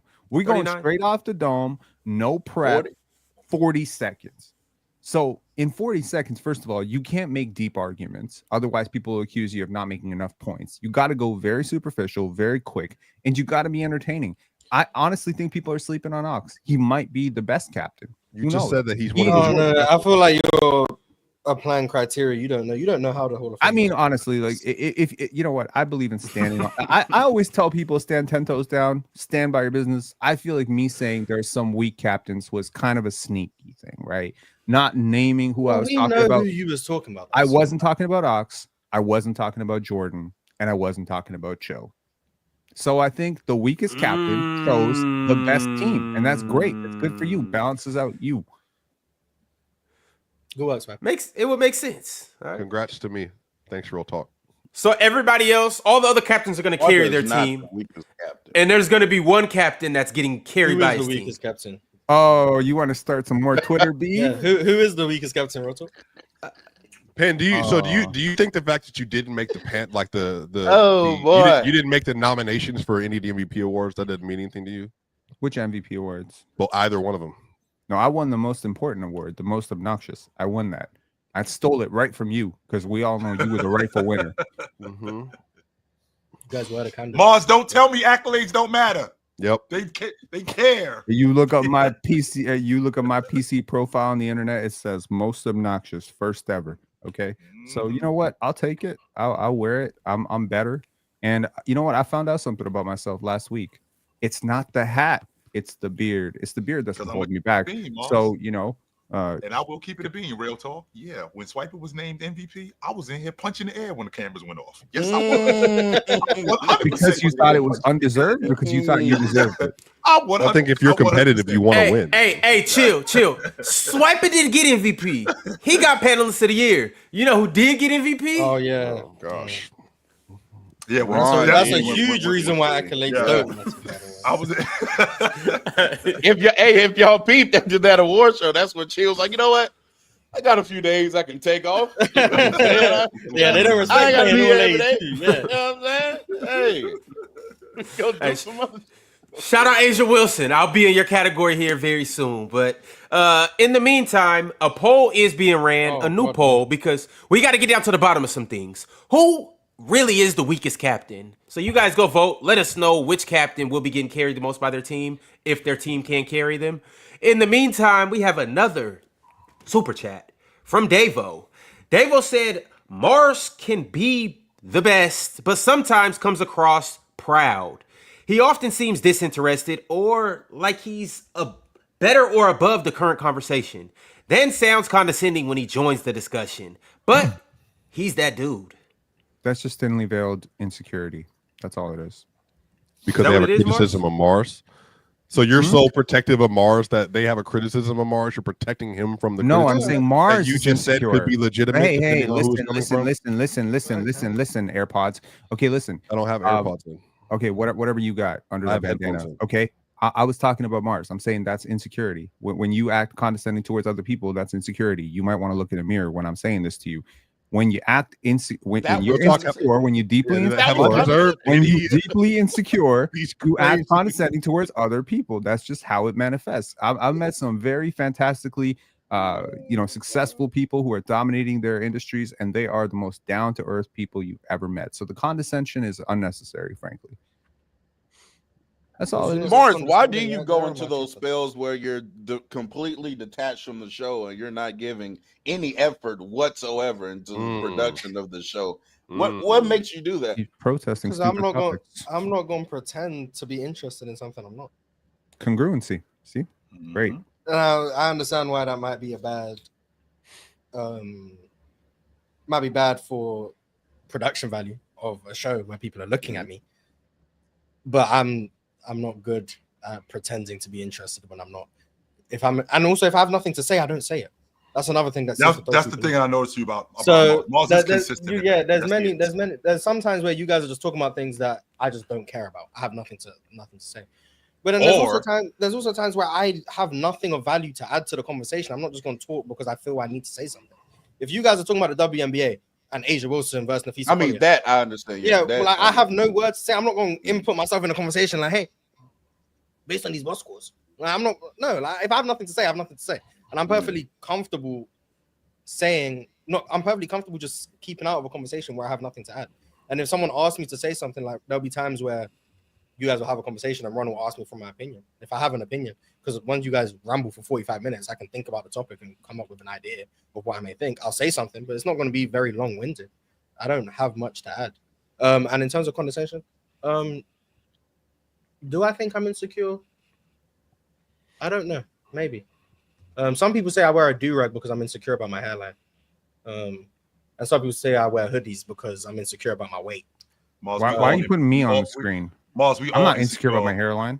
But I don't think I'm insecure, but I can also understand why I'm insecure of it on camera. Yeah, I don't know, but I can also understand why people would say that if you ain't insecure, snatch that hood back. Mars, we all insecure about something, Mars. Mars, all right, look. Mars, I mean, I don't think I'm insecure, but I can understand why it could appear that way. And I'm also not here to dispel the notion that I'm insecure. If people think I'm insecure, I'm not here to prove you wrong. If you think I'm insecure, everybody on 3, let's all just take our hats off. Chill, you can take your glasses off. On 3, come on, y'all ready? 1, Mars. I know what Ron's insecure about. I'll tell you that much. Oh, you're asking me to take my hood off? Or my everybody. He's saying Pin, you take your hat off. He's trying to make a show of it. This is gonna help everybody out. Pin again is still just gonna have the do-rag underneath. They're not gonna do it. I mean, I'm still not. Do the whole do-rag back. All right. Maybe next week. Maybe next time. I'm insecure about the Jalen Suggs underneath this do-rag. All right. I know. I'm about to say, Ron, talking about insecurity. This is what we talk about with Swiper. I ain't insecure about my hairline. I ain't insecure Swiper. about my hairline. I got 39 stitches across my head, and that's really why my hat is low as it is. I'm not kidding. I've said to you a bunch of times. I've said to you guys a bunch of different times. I knew at a younger age, when in my 20s, that I wasn't going to lose it. That it was just going to be snow by the time I was 50. Because the guys in my family, my uncles, they all have a full head of hair. It's just white. So I knew I wasn't gonna lose. See, that's blessed. See, that's a blessing. You know nice. what I'm saying? See, but I heard that you get your hair genetics from like your mother's side, and all of my uncles on that side are bald. I also saw my older brother. Shout out to you. You know what I'm saying? He be watching sometimes. You know what I'm saying? He went bald, and his hair grew faster than mine when we were growing up. He's like basically 8 years older than me. So I got a head start, right? So I'm seeing him at 22, 23. He's starting to lose it a bit. That's when I saw that, I immediately went to my Googles. I said, how to keep. So then I discovered biotin. Right? I've been on biotin, minoxidil, and all that for some years now. Hey, I ain't going nowhere. Like I said, if you catch me in real life, tell them real talk. You here to stay. Life, I'm good. Now on here, I am wearing this cap though. But in real life, catch me. That's part of the look too. Real talk. Now that I think about it, like you missing collagen, bro. Glasses, You need to add collagen to that. That's part of the look. We need that, no doubt. Yeah. All right, y'all. I'll be damned if I'm walking around bald headed at 22. I ain't. There's nothing wrong with being bald, y'all. Man, that ain't nothing good. Michael Jordan went bald in his 20s. It's totally okay. Kobe Bryant went bald for no reason. Dwayne Wade went bald for no reason. Kevin Garnett went bald for no reason. There's nothing wrong with being bald. So I might pull up tomorrow bald. You never know. But Black Moon Swordsman said Ox keeps ditching Mars on the most important streams. Literally, like I'm here. I want to say something. I need Ox so I can know what to say, and he's just not here. He wasn't even in the chat when you guys were talking, so I couldn't even just read the chat to know what I was meant to say. Ox let me down, man. So had to just absolutely stay quiet on that topic. So yeah, that's tough. Mars, Unlimited Nafisa clears. There we go. That's your take. You just use that take from now until perpetuity. It works for the next 25 years. Doubtful. 25 years. Unlimited Z said, just plugging in Caitlin Clark won't work. She was inefficient, turnover prone, and awful defensively this year, as well as horrible off ball. She needs to improve. This guy can do what Mars does. This guy right here. Bring him up. No, Bring him up. no. Just for WNBA. He does WNBA. more than me. I don't. Okay. Number one, they didn't plug her in. She started the season with them, and yeah, she might have been inefficient in terms of turning the basketball over, but she still scored at a really good rate, and they were figuring it out. Well, she was missing a lot of Time shots was too. going on. She went on a I cold don't streak. think you know how bad Explain Caitlin to Clark me was. why her two best I don't- players She play was better hurt, man. without She was her. hurt. She was hurt. Explain it. She to was me. hurt. Yeah, Chills. Yeah, she was. Excuse said she was hurt, but she was objectively bad this year. When she was on the court, she was not a good. Great passer still. Outside of that, though, it was. shaky. I Now thought the she's bad because turnovers. she shoot 37% from the field and 28% from three. Okay. I just thought that I thought the turnovers are what affected the rest of. I thought her shooting. I thought the fact that she shot the ball bad. I think that affected the other aspects of her game. Like she had She 9 missed. turnovers. She went a while. Like she went on a streak where she missed like all her threes over like a 4-game stretch. Yeah, I seen the Yeah. stat on the road. She was like 1 for 29 or something. I don't know. She was bad. That part I'm not gonna argue. What I am arguing is that she didn't get plugged in. Like she was already part of the crew, right? She didn't jump on this crew and she's got to figure out with a new cast of characters. I already had Aaliyah Boston. I already had Mitchell. It's just a matter of, I think she may have started off slow. To your point, real talk, she may have started off really bad. She couldn't shoot the basketball, and I think that affected the other aspects of her game. Because I think that it surprised her. If I'm being honest with you, how much better Aaliyah Boston was when she came back. She's like, oh shit, Aaliyah Boston got a lot better, and her pick and dive game, I thought she missed her a bunch of times in spaces like that. And I think she'll be better though. I do. I think she'll be better. Yo, what is wrong with y'all in the chat? And this is starting and ending with Bama. No, this is starting with Bama, ending with Ox, and everybody in between. You guys need help. What are you talking about? Caitlin Clark that, shot 2 of 35 from 3 on the roads. Hey, Morris, She's bad, you remember that one time where you scored like 70 points with Caitlin Clark? That one PC weekend in Indiana? Oh, yeah. Ox, why are you lying to people in the chat? That's why you losing this poll. Unfortunately, Jordan's actually the one losing this poll, which is really crazy to me. But Ox, you second. I think it's a distant right. second, no? Am I Yes, he is unfortunately distant second. But low numbers, low voter turnout. Unfortunately, a lot of voter suppression happening right now. Before you read that super chat, I had a question for you, and it does not involve an elaborate answer. I just thought that I wanted to hear from you guys because Penn, you brought up SGA earlier today. Penn, SGA's 2024-25 season. Do you think that was better than what Elijah One did in 94-95? 93-94? Oh, okay. This is interesting. Playoffs included? Yes, playoffs included. There's no, I don't. Oh, okay. That's random. I don't even Yeah, know where. that was I random. don't even know where. I don't even know where SGA's playoffs would rank as the number one option in the last 30 Have years. we ranked greatest seasons? Where's our top 25 under 25? Oh, yeah, we were supposed to do that today, and Ox ain't show up. You know, the season, we get into preseason soon. Like, All right, look, I promise Real you talk guys. already got his note. Real talk already got his Wednesday- note. He already got it written down. He ready. You know, this player's turn 27 by the time we're going to do this list. We'll do it Wednesday. Swiper, you're invited to come Wednesday too for our top 25 under 25. Yeah, we was gonna do it today. I called Ox. I said we about to do it, and he just didn't come. So I had to put Asia Wilson on the title just to make him feel better about himself. But here we are, y'all. So Wednesday we'll get to it. Hey, chill. Yes, sir. You want some Honey Nut Cheerios? I brought you a box. I got 2 of them. Okay. You want some? Sure. This stream is not sponsored. By the way, I'm trying to get sponsored by Honey Nut Cheerios. So, yeah.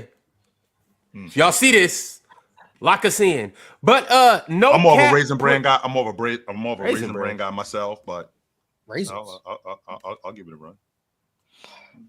All right, I'll save this for you when we go to PC weekend. I got you. Chill. We know that you are older than us. Do you have to choose the oldest cereal in the history of life?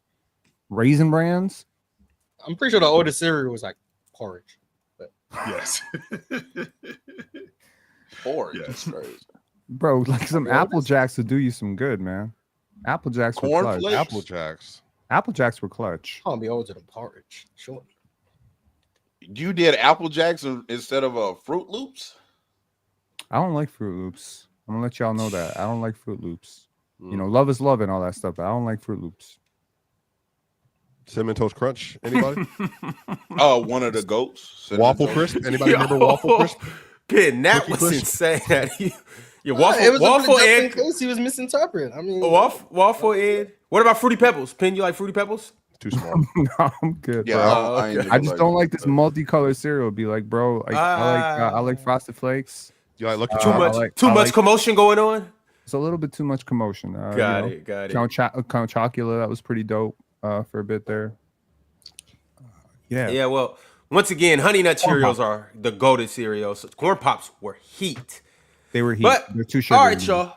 It's Zamzay said, behind, but Kelsey Mitchell's poor, that's Kelsey Mitchell? Yep. Yeah. But Kelsey Mitchell's poor shooting at the top of the year had nothing to do with Caitlin Clark. She broke her knuckle in the offseason in China. Watched her last year with Caitlin Clark. She was good. Yeah, Kelsey and Caitlin started off the year. Both of them started off the year shooting the ball poorly. I didn't know that she suffered a knuckle injury, but yeah, I still didn't think like, oh, it's because she's playing with Caitlin Clark. When I saw like last year, especially it was post All-Star break or trade deadline, one of the two, they were going crazy together.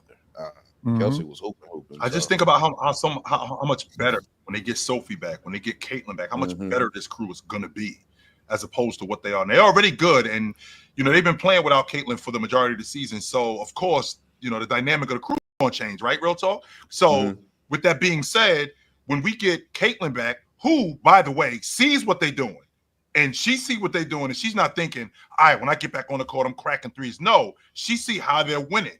All right, I got to get Aaliyah more involved in the game. I got to make sure that I put Mitchell in space where she can score, where I'm not in the way. I got to make sure that I'm taking shots within the flow of the offense. She sees what they're doing, and she's going to weave herself right back into what they're doing. I don't think she's looking at that going, yo, when I get back on the court, I'm firing threes and I'm just going to be buckets. Nah.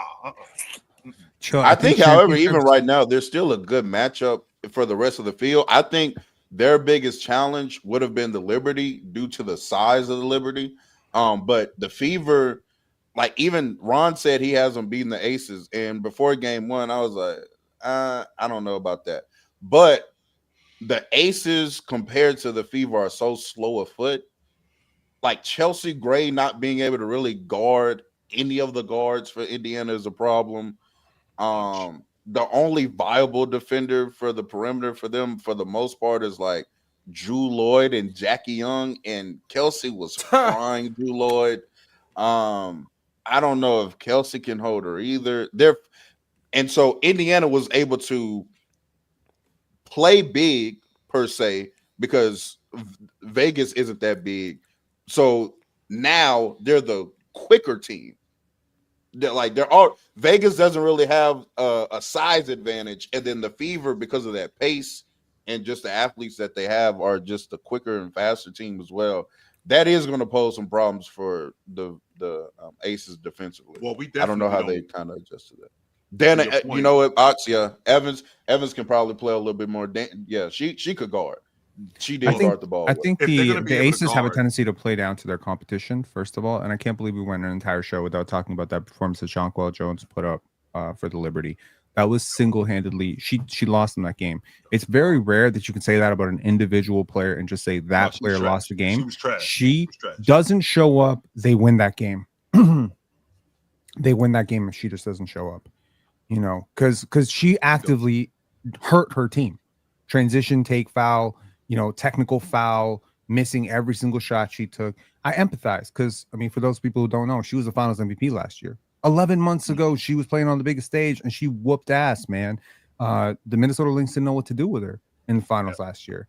But we might be witnessing the end of her in the Liberty, and I think we've probably witnessed the last great year of her career.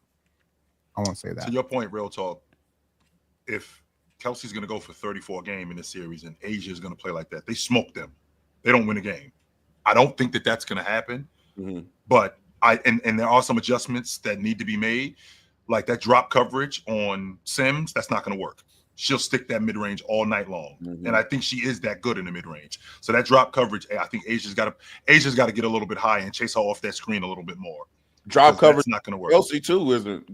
Yes, that's not going to work neither. Yeah, no. that's and insane. Yes, and the pickup point with Kelsey got to be higher, Ron, because she's got a full head of steam when she's coming downhill in transition. We got to stop her at half court. We can't. The pickup point can't be at the 3-point line when she already got a head of steam. No, that's not going to work. Yeah, I'm interested to see what the adjustments are going to be game 2 of that series. I'm also interested to see what the Mercury is going to look like game 2, how they're going to bounce back because they dominated the first 3 quarters of that game, and then the 4th quarter came around and the Lynx basically was like, "What? Y'all want to see something? I got the something first for you." 3 quarters of that game. I said the first 3 quarters. The Mercury were the best team. Shit, They were no, in control for the first half of that game, but Minnesota is check our group chat. Minnesota's When did I way say better. Minnesota got this game? An hour before that game was Minnesota's over, I said Minnesota is winning this game right now, and I knew it when I saw a couple of misses from the Mercury, and it just felt like the Lynx were just pushing, and they were about to break through. And Fee didn't really score in that second quarter. She was really quiet. Alyssa Thomas had that dynamite quote. What's it like guarding Fee? She's like, she got to guard me too. Well, she did guard her. She had 2 points in the second half. And Alyssa Thomas is a great player. Fee on a different level though. By the way, Alyssa Thomas received a MVP vote, and again, She deserved it. In the construct thing, I think this was a 2-person race this whole year. I don't think anybody She deserved it. besides those 2. But again, it's all arbitrary. These are individual voters. This goes to what me and Marsh were telling you earlier, though. You're not all in the system together. Like, these people are not corroborating. One person voted Rakia Jackson with a 5th place MVP vote. Okay, she's not even she's not even close. And close to the conversation. Up, Swiper. And to Mars's point, when you're talking about there'll be 30 people over here and 30 people over here. If it's going to be a 2-man race, we put all the votes back in the pot. Vote again. That's it. We got all the votes back in the pot. Vote again. Respectfully, this was not a 2-woman race. This was a 1-woman race, and the woman who is a recent. Well, the woman got hurt, so that's tough. Yeah. Well, that's the thing, and here's my point. I think Fee could have come back before 10 games, and had she come back, had any one of the 2 things happened, had she come back after 5 games, I think she probably wins it. Had her team suffered when she went out, like had they dropped like 8 of 10, I think she might have still won because people are like, oh damn, they're like the best net rating, the best team in the W with her, but look at them without her. I think 2 things had to happen. One, she obviously had to extend the absence. She had to go from, she's supposed to miss 5 to she missed 10. So now she's missed 25% of the season, as Swipe alluded to earlier. The second thing is her team was really great without her. And so people are like, I guess her individual contributions are not that great. Also, obviously 16 straight, Asia going crazy, etc. But I'll say this, the finals MVP going to hit a lot better than MVP. And I love how the WNBA has this thing where we now have storylines where, look at this, if the Vegas Aces, and I'm saying if, because I'm not sure they will, if they make it through, and the Lynx, who will, in my opinion, make it through, when these 2 teams face each other, Asia got to face the woman that she beat for MVP, right? And she got to face her co-defensive player of the year. How's that for storylines? How's that for bragging rights? And if she wins, it's like these awards are valid, right? But if she doesn't win, what are people going to say? Why would the regular season award being valid by a finals outcome? By the way, Bron, just more notes on women's sports. Melissa Jefferson, she swept the world championships. Gold. One of the only times that's ever happened in world championships. And also Sydney McLaughlin-Marone, she did not do the 400-meter hurdle. She had the second fastest time ever for a 400-meter for a woman. And this is her first season running the Open 4 ever. And she won world championships immediately. And also, historical feat, 2 women for the first time in 40 years ran a sub 48-second 400-meter. The champion that won the gold last year in the Olympics, and then obviously the GOAT Sydney. And Sydney beat the woman that won gold last year in the Olympics. And she ran a 48 sub and still lost to somebody who ran a 47.71. She's 18 tenths off the all-time world record, which was set 40 years ago. And this is her first season running the Open 4. It's over. It's literally about to be over. She's going to annihilate every 4 open or hurdle record that's ever existed in the history of the U.S. and world sports ever. It's over. I don't think you guys understand how crazy it is to run a sub 50 400. I really don't think you got. And she didn't run a sub 50. She ran a sub 49 and a sub 48. Like, she is ridiculous. It's really elementary. We can break it down really elementary. So next time you're on the freeway and you see the sign that says exit in a quarter mile and you see the exit, think about somebody doing that in less than 50 seconds. Yeah, it's insane. The amount of power. Yeah, no, I mean, just run. Or go find you a track, do 4 laps. The 4 is a mile. Don't do it. You might not get back up. All right, really? Honestly, you're probably gonna sprint 200 meters and realize, like, I don't want to sprint the rest of this 200. It's a lot harder than I thought it was, Ron. It's a 90 to 95% sprint the entire way. Yeah. That is the hardest. That for me, the hardest sprint. So you have the 100 all out. It is. Then you have the 200 all out, but then you have the 400 and damn near all out. But then you have the 800. The 800 is when you start to get to the distance. That 400, you have to literally live in a place. I sucked at the 400. I hated the 400 with everything in me. It's like, it's beyond imaginable. Think two women just ran a 47-second 400 meter with the gold on the line. It's unbelievable. Ridiculous. Wow. The last time I sprinted, I broke my ankle. Yeah. We were on a film set and there were like these 4 dudes and they were in their 20s, early 20s. And I have not quite registered how old my dumbass actually is. So I decided, like, they were just like, oh, you're not fast. And I'm like, bro, I ran track. I'm fast. I thought I was fast.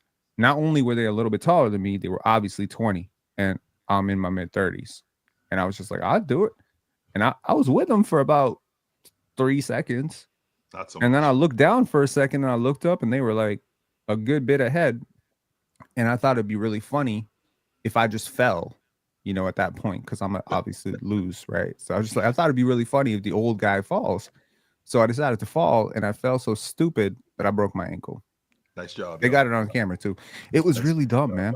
It's really dumb. I do want to. I wanted to ask y'all a question because I'm just curious as to what y'all think about this. And this might be nasty for some of you. Does Courtney Williams create more offense for the Lynx than the Fisa Collier? No, but she is very valuable. Her ability to shoot in the mid range. She's like a souped up. She like, I was thinking about an NBA comparison for her. She like Jalen Brunson meets Terry Rozier. Like she got that in between game. She's great. Real talk. I don't think that's a ridiculous question, and I might be opposed to saying yes. I think it's very equal. But Courtney dribbles a whole lot more. Like, she actually is a point guard. She's a pick and roll ball handler. She has the green light. It's a lot of times where she'll just come and just shoot some random stuff, but she makes good passes. Like, I could potentially say yes, but that's not an indictment to Nafisa. I'm not saying it's an indictment. You have an all-star guard with you. Yeah, she's supposed to let her rock. I mean, Jackie Young is all-star guard, but Asia still creates most of their. Well, she don't. Jackie doesn't. She's also a forward too, and she's more of a. She's more catch and shoot. She's more like I get what you say. She's not like point guard. I know what you're saying. I know what you're saying. But even like Courtney she be dribbling the air out the ball sometimes. Sometimes I'll be like, Courtney, get off the rock. But she like that though. So she is like that. She's also one of the most athletic players in the W. And that mid range last night, I think she had 23 points. Right, she was very efficient. Obviously, the stud buds, like, they are very valuable because they are different. Shout out the buds. They're very different. Like, that. What I like about the Lynx roster is between Fee and Kayla McBride and Alana Smith and the stud buds, you have very different players. And I think this is very important for basketball. Something I'm really starting to figure out is how much differentiation between your key pieces matters in terms of defensive coverages. The same person who guarded Fee can never guard Courtney Williams. There's no one NBA player who can guard those two players 22 feet from the basket. They're just totally different. So a pick and roll involving those two players is always going to net you the maximum advantage. And I think that, like, I get what you're saying about Courtney Williams, like being, more dynamic with the basketball, or maybe, is she contributing more offense? But look at those Fee screens that are freeing her up. Look at how much Fee's gravity as a shooter is freeing her up. And it's kind of interesting because to me, Fee is a lot more like Jokic than Asia. Asia's like Embiid. Fee is like Jokic. That to me is the difference between these two players. Embiid's best. I don't see Fee though. Like, she's not the playmaker or passer. I should see Fee more slanted as a like Kevin Durant archetype, whereas you can kind of plug and play that player damn near on any team in the league, and they're going to be exactly what you think they are. They're going to be an efficient scorer, one of the most versatile defenders in the league. Like, Fee isn't a. She's Draymond Green if Draymond Green could shoot. Okay, like Fee's no, that's Alyssa Thomas. Actually, that's Draymond Green as a bucket getter. Here's the thing. My favorite player in the NBA is Scotty Barnes. To me, like watching Fee versus Alyssa Thomas is like watching Scotty Barnes versus Scotty Barnes 2.0. Like these two players are very Scotty adjacent. There's bits of Tatum. Like you could say she's Tatum. You could say she's very Tatum-esque. Fee is very Tatum-esque. I said that earlier. Yeah. Yes. So a lot of Tatum, but I don't listen. So I missed that part. Thank you for reminding me. So I catch that now. I catch it the second time. You got to say sometimes you got to say shit twice to me. But yeah, like I think Fee has like a lot of abilities to score, but she doesn't need to dominate possessions to do it. And I don't think that that's an indictment on her. And it is a little bit like KD. It's a little bit like Scotty Barnes, a little bit like Jokic. It's a little bit like all those players, a little bit like Magic even, like, but she don't have the passing. She's just a really smart player. Like she's constantly moving. She's constantly screening. She's constantly boxing out. And man, she's a great defender. And she really locked up. She locked up a really hard player to guard. What's up? How did Scotty Barnes get here? Okay. Scotty Barnes got here by making an all-star team a couple of years ago, and you talking about him like bro, I swear sometimes I talk about Scotty and you talking about him like he's Dennis Smith Jr. Like, relax. Ron, what's the difference? What's the difference between a super team and a bomb squad? A super team and a bomb squad? Yeah. What do you mean? What's the difference? Semantics. Are you asking this because people are saying the Lynx are a super team, Chill? Well, I'm thinking because when I think about like what a super team is, and I think about what a bomb squad is, I think a bomb squad, in my estimation, I think that's a crew where we don't have any issues. Everything you're looking for, we got it. And we might not have the best talent, right? We may not have the best talent, but everything that you're looking for, buckets, check, defense, check, rebounding, check. Ball handling, check. Rotation guys, check. We got everything that you're looking for. I feel like last year's Celtics. There it is. Perfect. I think that's a bomb squad right there, right? But when I think about a super team, I think about that's just a collection of talent thrown on a unit. If that's fair. I get what you're saying. So like the a super team is a team that has a lot of that upper echelon talent. Like they may have the best player in the league and like the 7th or 5th best player in the league and maybe like the 12th or 15th best player in the league. And then maybe there is like a good drop off after that. Whereas a bomb squad, you're saying, is more so like we may not have the best, but we may have a top 10 guy. And then like, another group of top 50 players, four of our next 5 players on our rotations, like, 4 of the top 50 players in the league, and it works, and that helps. And it works. I get what you're saying. But a super team can be a bomb squad. I think the difference is the sum of the parts. It's about the sum of the parts, right? Like, are the sum of the parts greater than the whole? Right. So it comes down to lineup synergy. It comes down to that. Like, so if you were to talk about the 2012 Miami Heat, that's a super team, right? But if you were to talk about the 2007 Spurs, that's a bomb squad. But aren't the Spurs a super team too? Isn't Manu Ginobili friggin' amazing? Isn't Tony Parker friggin' amazing? Like all these players, Tim Duncan's still a top 5 player. Yeah. Because to Real Talk's point, I don't think 07 is a super team though. I wouldn't call the Spurs a super team. But if I got all right, super chats. Right, quick, Chill. I want to super chats and a super app called Splashsports. Yes, a super app. Here they have super games that are super fun, and this includes the Survivor contest. This includes the weekly pick'em. They also have quick picks, and they have a couple other good things over here. Now, I mentioned Survivor earlier, and we started the season with an NFL Survivor contest. We'll get to an NBA Survivor contest here very soon as it gets closer to tip off. But our NFL Survivor contest started with a lot of entries. And then there were 20 people left. So there's 20 people left in our Survivor contest. I'm assuming after the week 3 announcements come out tomorrow, it'll be less than 20. So I can't wait to see who ends up winning the big Survivor contest. And then we'll do another one, and I can't wait to see which one of you guys wins that. But in the meantime, stay posted because I will let you know tomorrow, or maybe Wednesday, who advanced in our Survivor contest, and I will let you know who won our week 3 pick'em. But in the meantime, what you need to do is download the super app called Splashsports. You can click the link in the description, or you could scan this QR code on the screen and join our week 4 Splash Sports contest. We will see you guys in the winner's circle. Compete against fans, not the house. All right, y'all, we do got some super chats, so let's go ahead and make it happen. The first super chat I got is from S. Dot. Just sent through a super chat. S. Dot said, can SB? Somebody. Ron. Can somebody explain how to be a Hall of Fame member? Very new to this. Also, when is the next time y'all will allow chatters to debate, barring TCL? I planned on competing in the play-in, but I had to study. Please read this. Hall of Fame is a state of mind. Ron, how do we get involved in this, Ron? So if you want to become a Hall of Famer, as you can see when you go to YouTube, you'll see our stream. You know, you can like the video, you can subscribe, and then there's something where you can become a member. Basically, you click that button, and then you'll get 4 different tiers on how to essentially become a member. Once you do that, you obviously just become a member. You click the tier you want to join. You're obviously going to choose Hall of Famer. You'll see all the perks, and then from there, you'll be able to come on every Friday and debate against these guys, or you might be able to join the next PCL.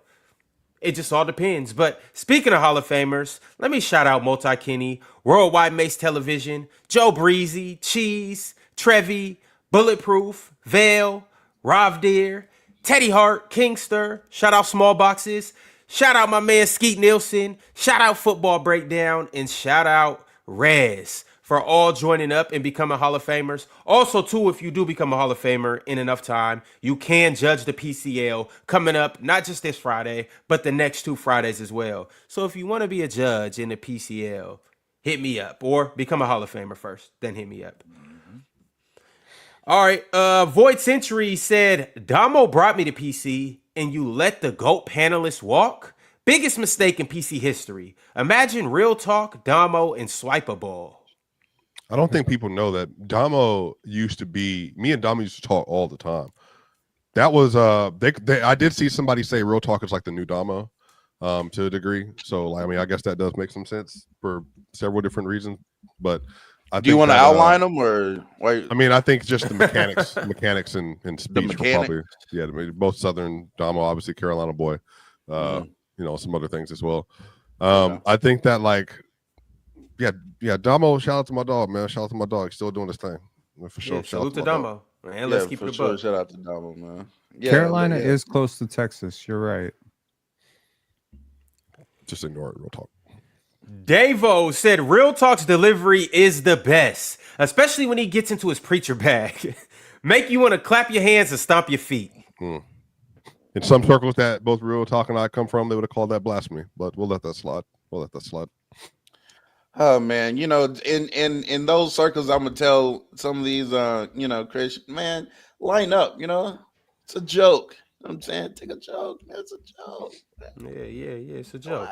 I'm not at an actual. If I was at an actual pulpit, then you know, maybe I see what you're saying. No Cat Print said we held them to 7 yards in the second half and lost. How? Yep. That's crazy. Hold on, which that's crazy. Browns Bengals week 1. Damn. DSG Piccolo sent through a super chat and said, hey, congrats, Ron. Y'all put belt to ass yesterday on us. My Saints suck, man. Damn near the worst team in the league. Not damn near. Tough years. Not damn near. They're not going to win a game, Swiper. I don't think they win in the game this year. I don't. And the thing is, the quarterback class isn't crazy next year either. No. Unless, for me, Sellers takes a crazy leap. That could be tough, bro. They got their draft picks though, so that's the good news. The next super chat is from Nate, or members chat. Nate said, Dub origin stories from everybody. Dub Ronald, Jermaine, Marshall, Benjamin, Cameron, and Real Talk. Speaking of origin stories, Ron, we still need that. We do need that James Harden story. Yeah.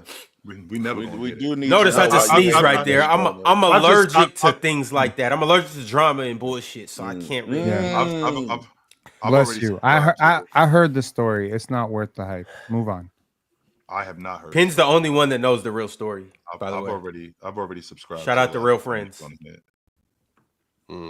I've been out and about from time to time when Harden was at the same location. He seems to be a cool guy. I don't really know. I don't know. I don't know. I don't know why you have a problem with James Harden. Looks can be deceiving. But shout out to all the fat suits out there in the world.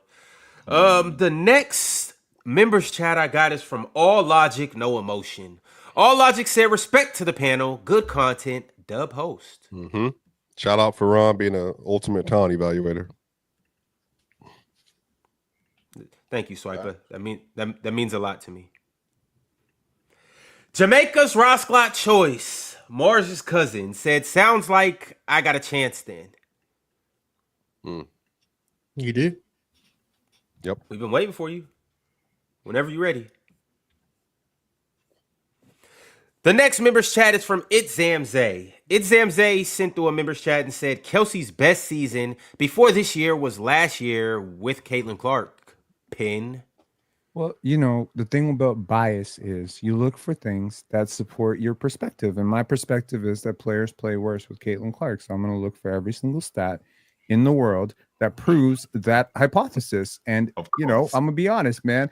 Aaliyah Boston, she better right now. She having her best season ever without Caitlin Clark. And I think that that's very ironic. Look, I have an aversion to playing with ball dominant guards. I hated playing with ball dominant guards myself.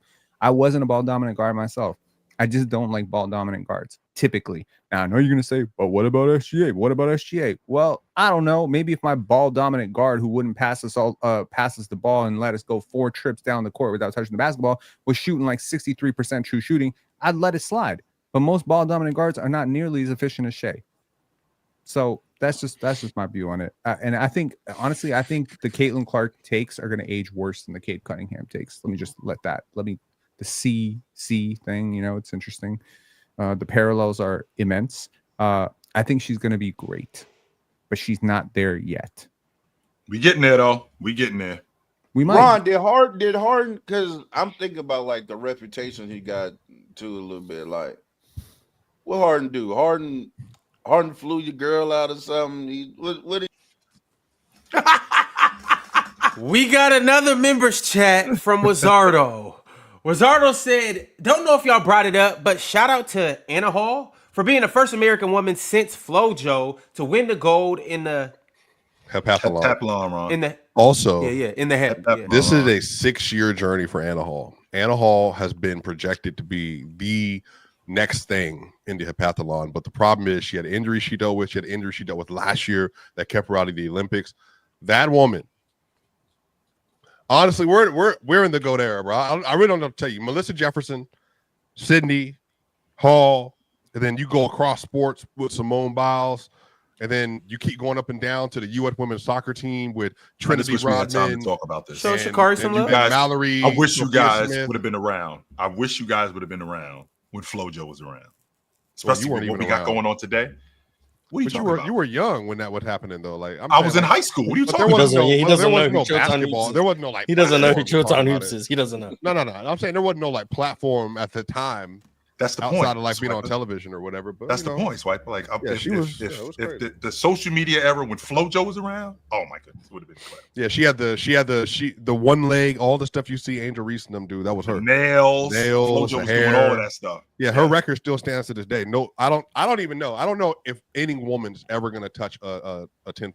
I don't know when it's gonna happen. Well, you know, they say like she got a bit of that win. Yeah, they said It was a yeah. fraudulent 10-5 for sure. Yeah, it's not a It's real not fraudulent. 10-5. It's not is what fraudulent 10-5. people- Everybody else Absolutely. ran that day too, Yeah. and nobody else came close to her. And Like- allegedly, Okay, she was faster than No, don't Lil say Jon. real talk. She Congratulations. wasn't. She Okay, but she okay. did pass because of complications She did not live her full life. She had complications with her, her heart and everything else. But yeah, she from everything I've heard about her from other track stars, she was 100% legal. The win-aided nonsense is cool, real talk. Guess what? We all ran the same way. We all ran the same direction.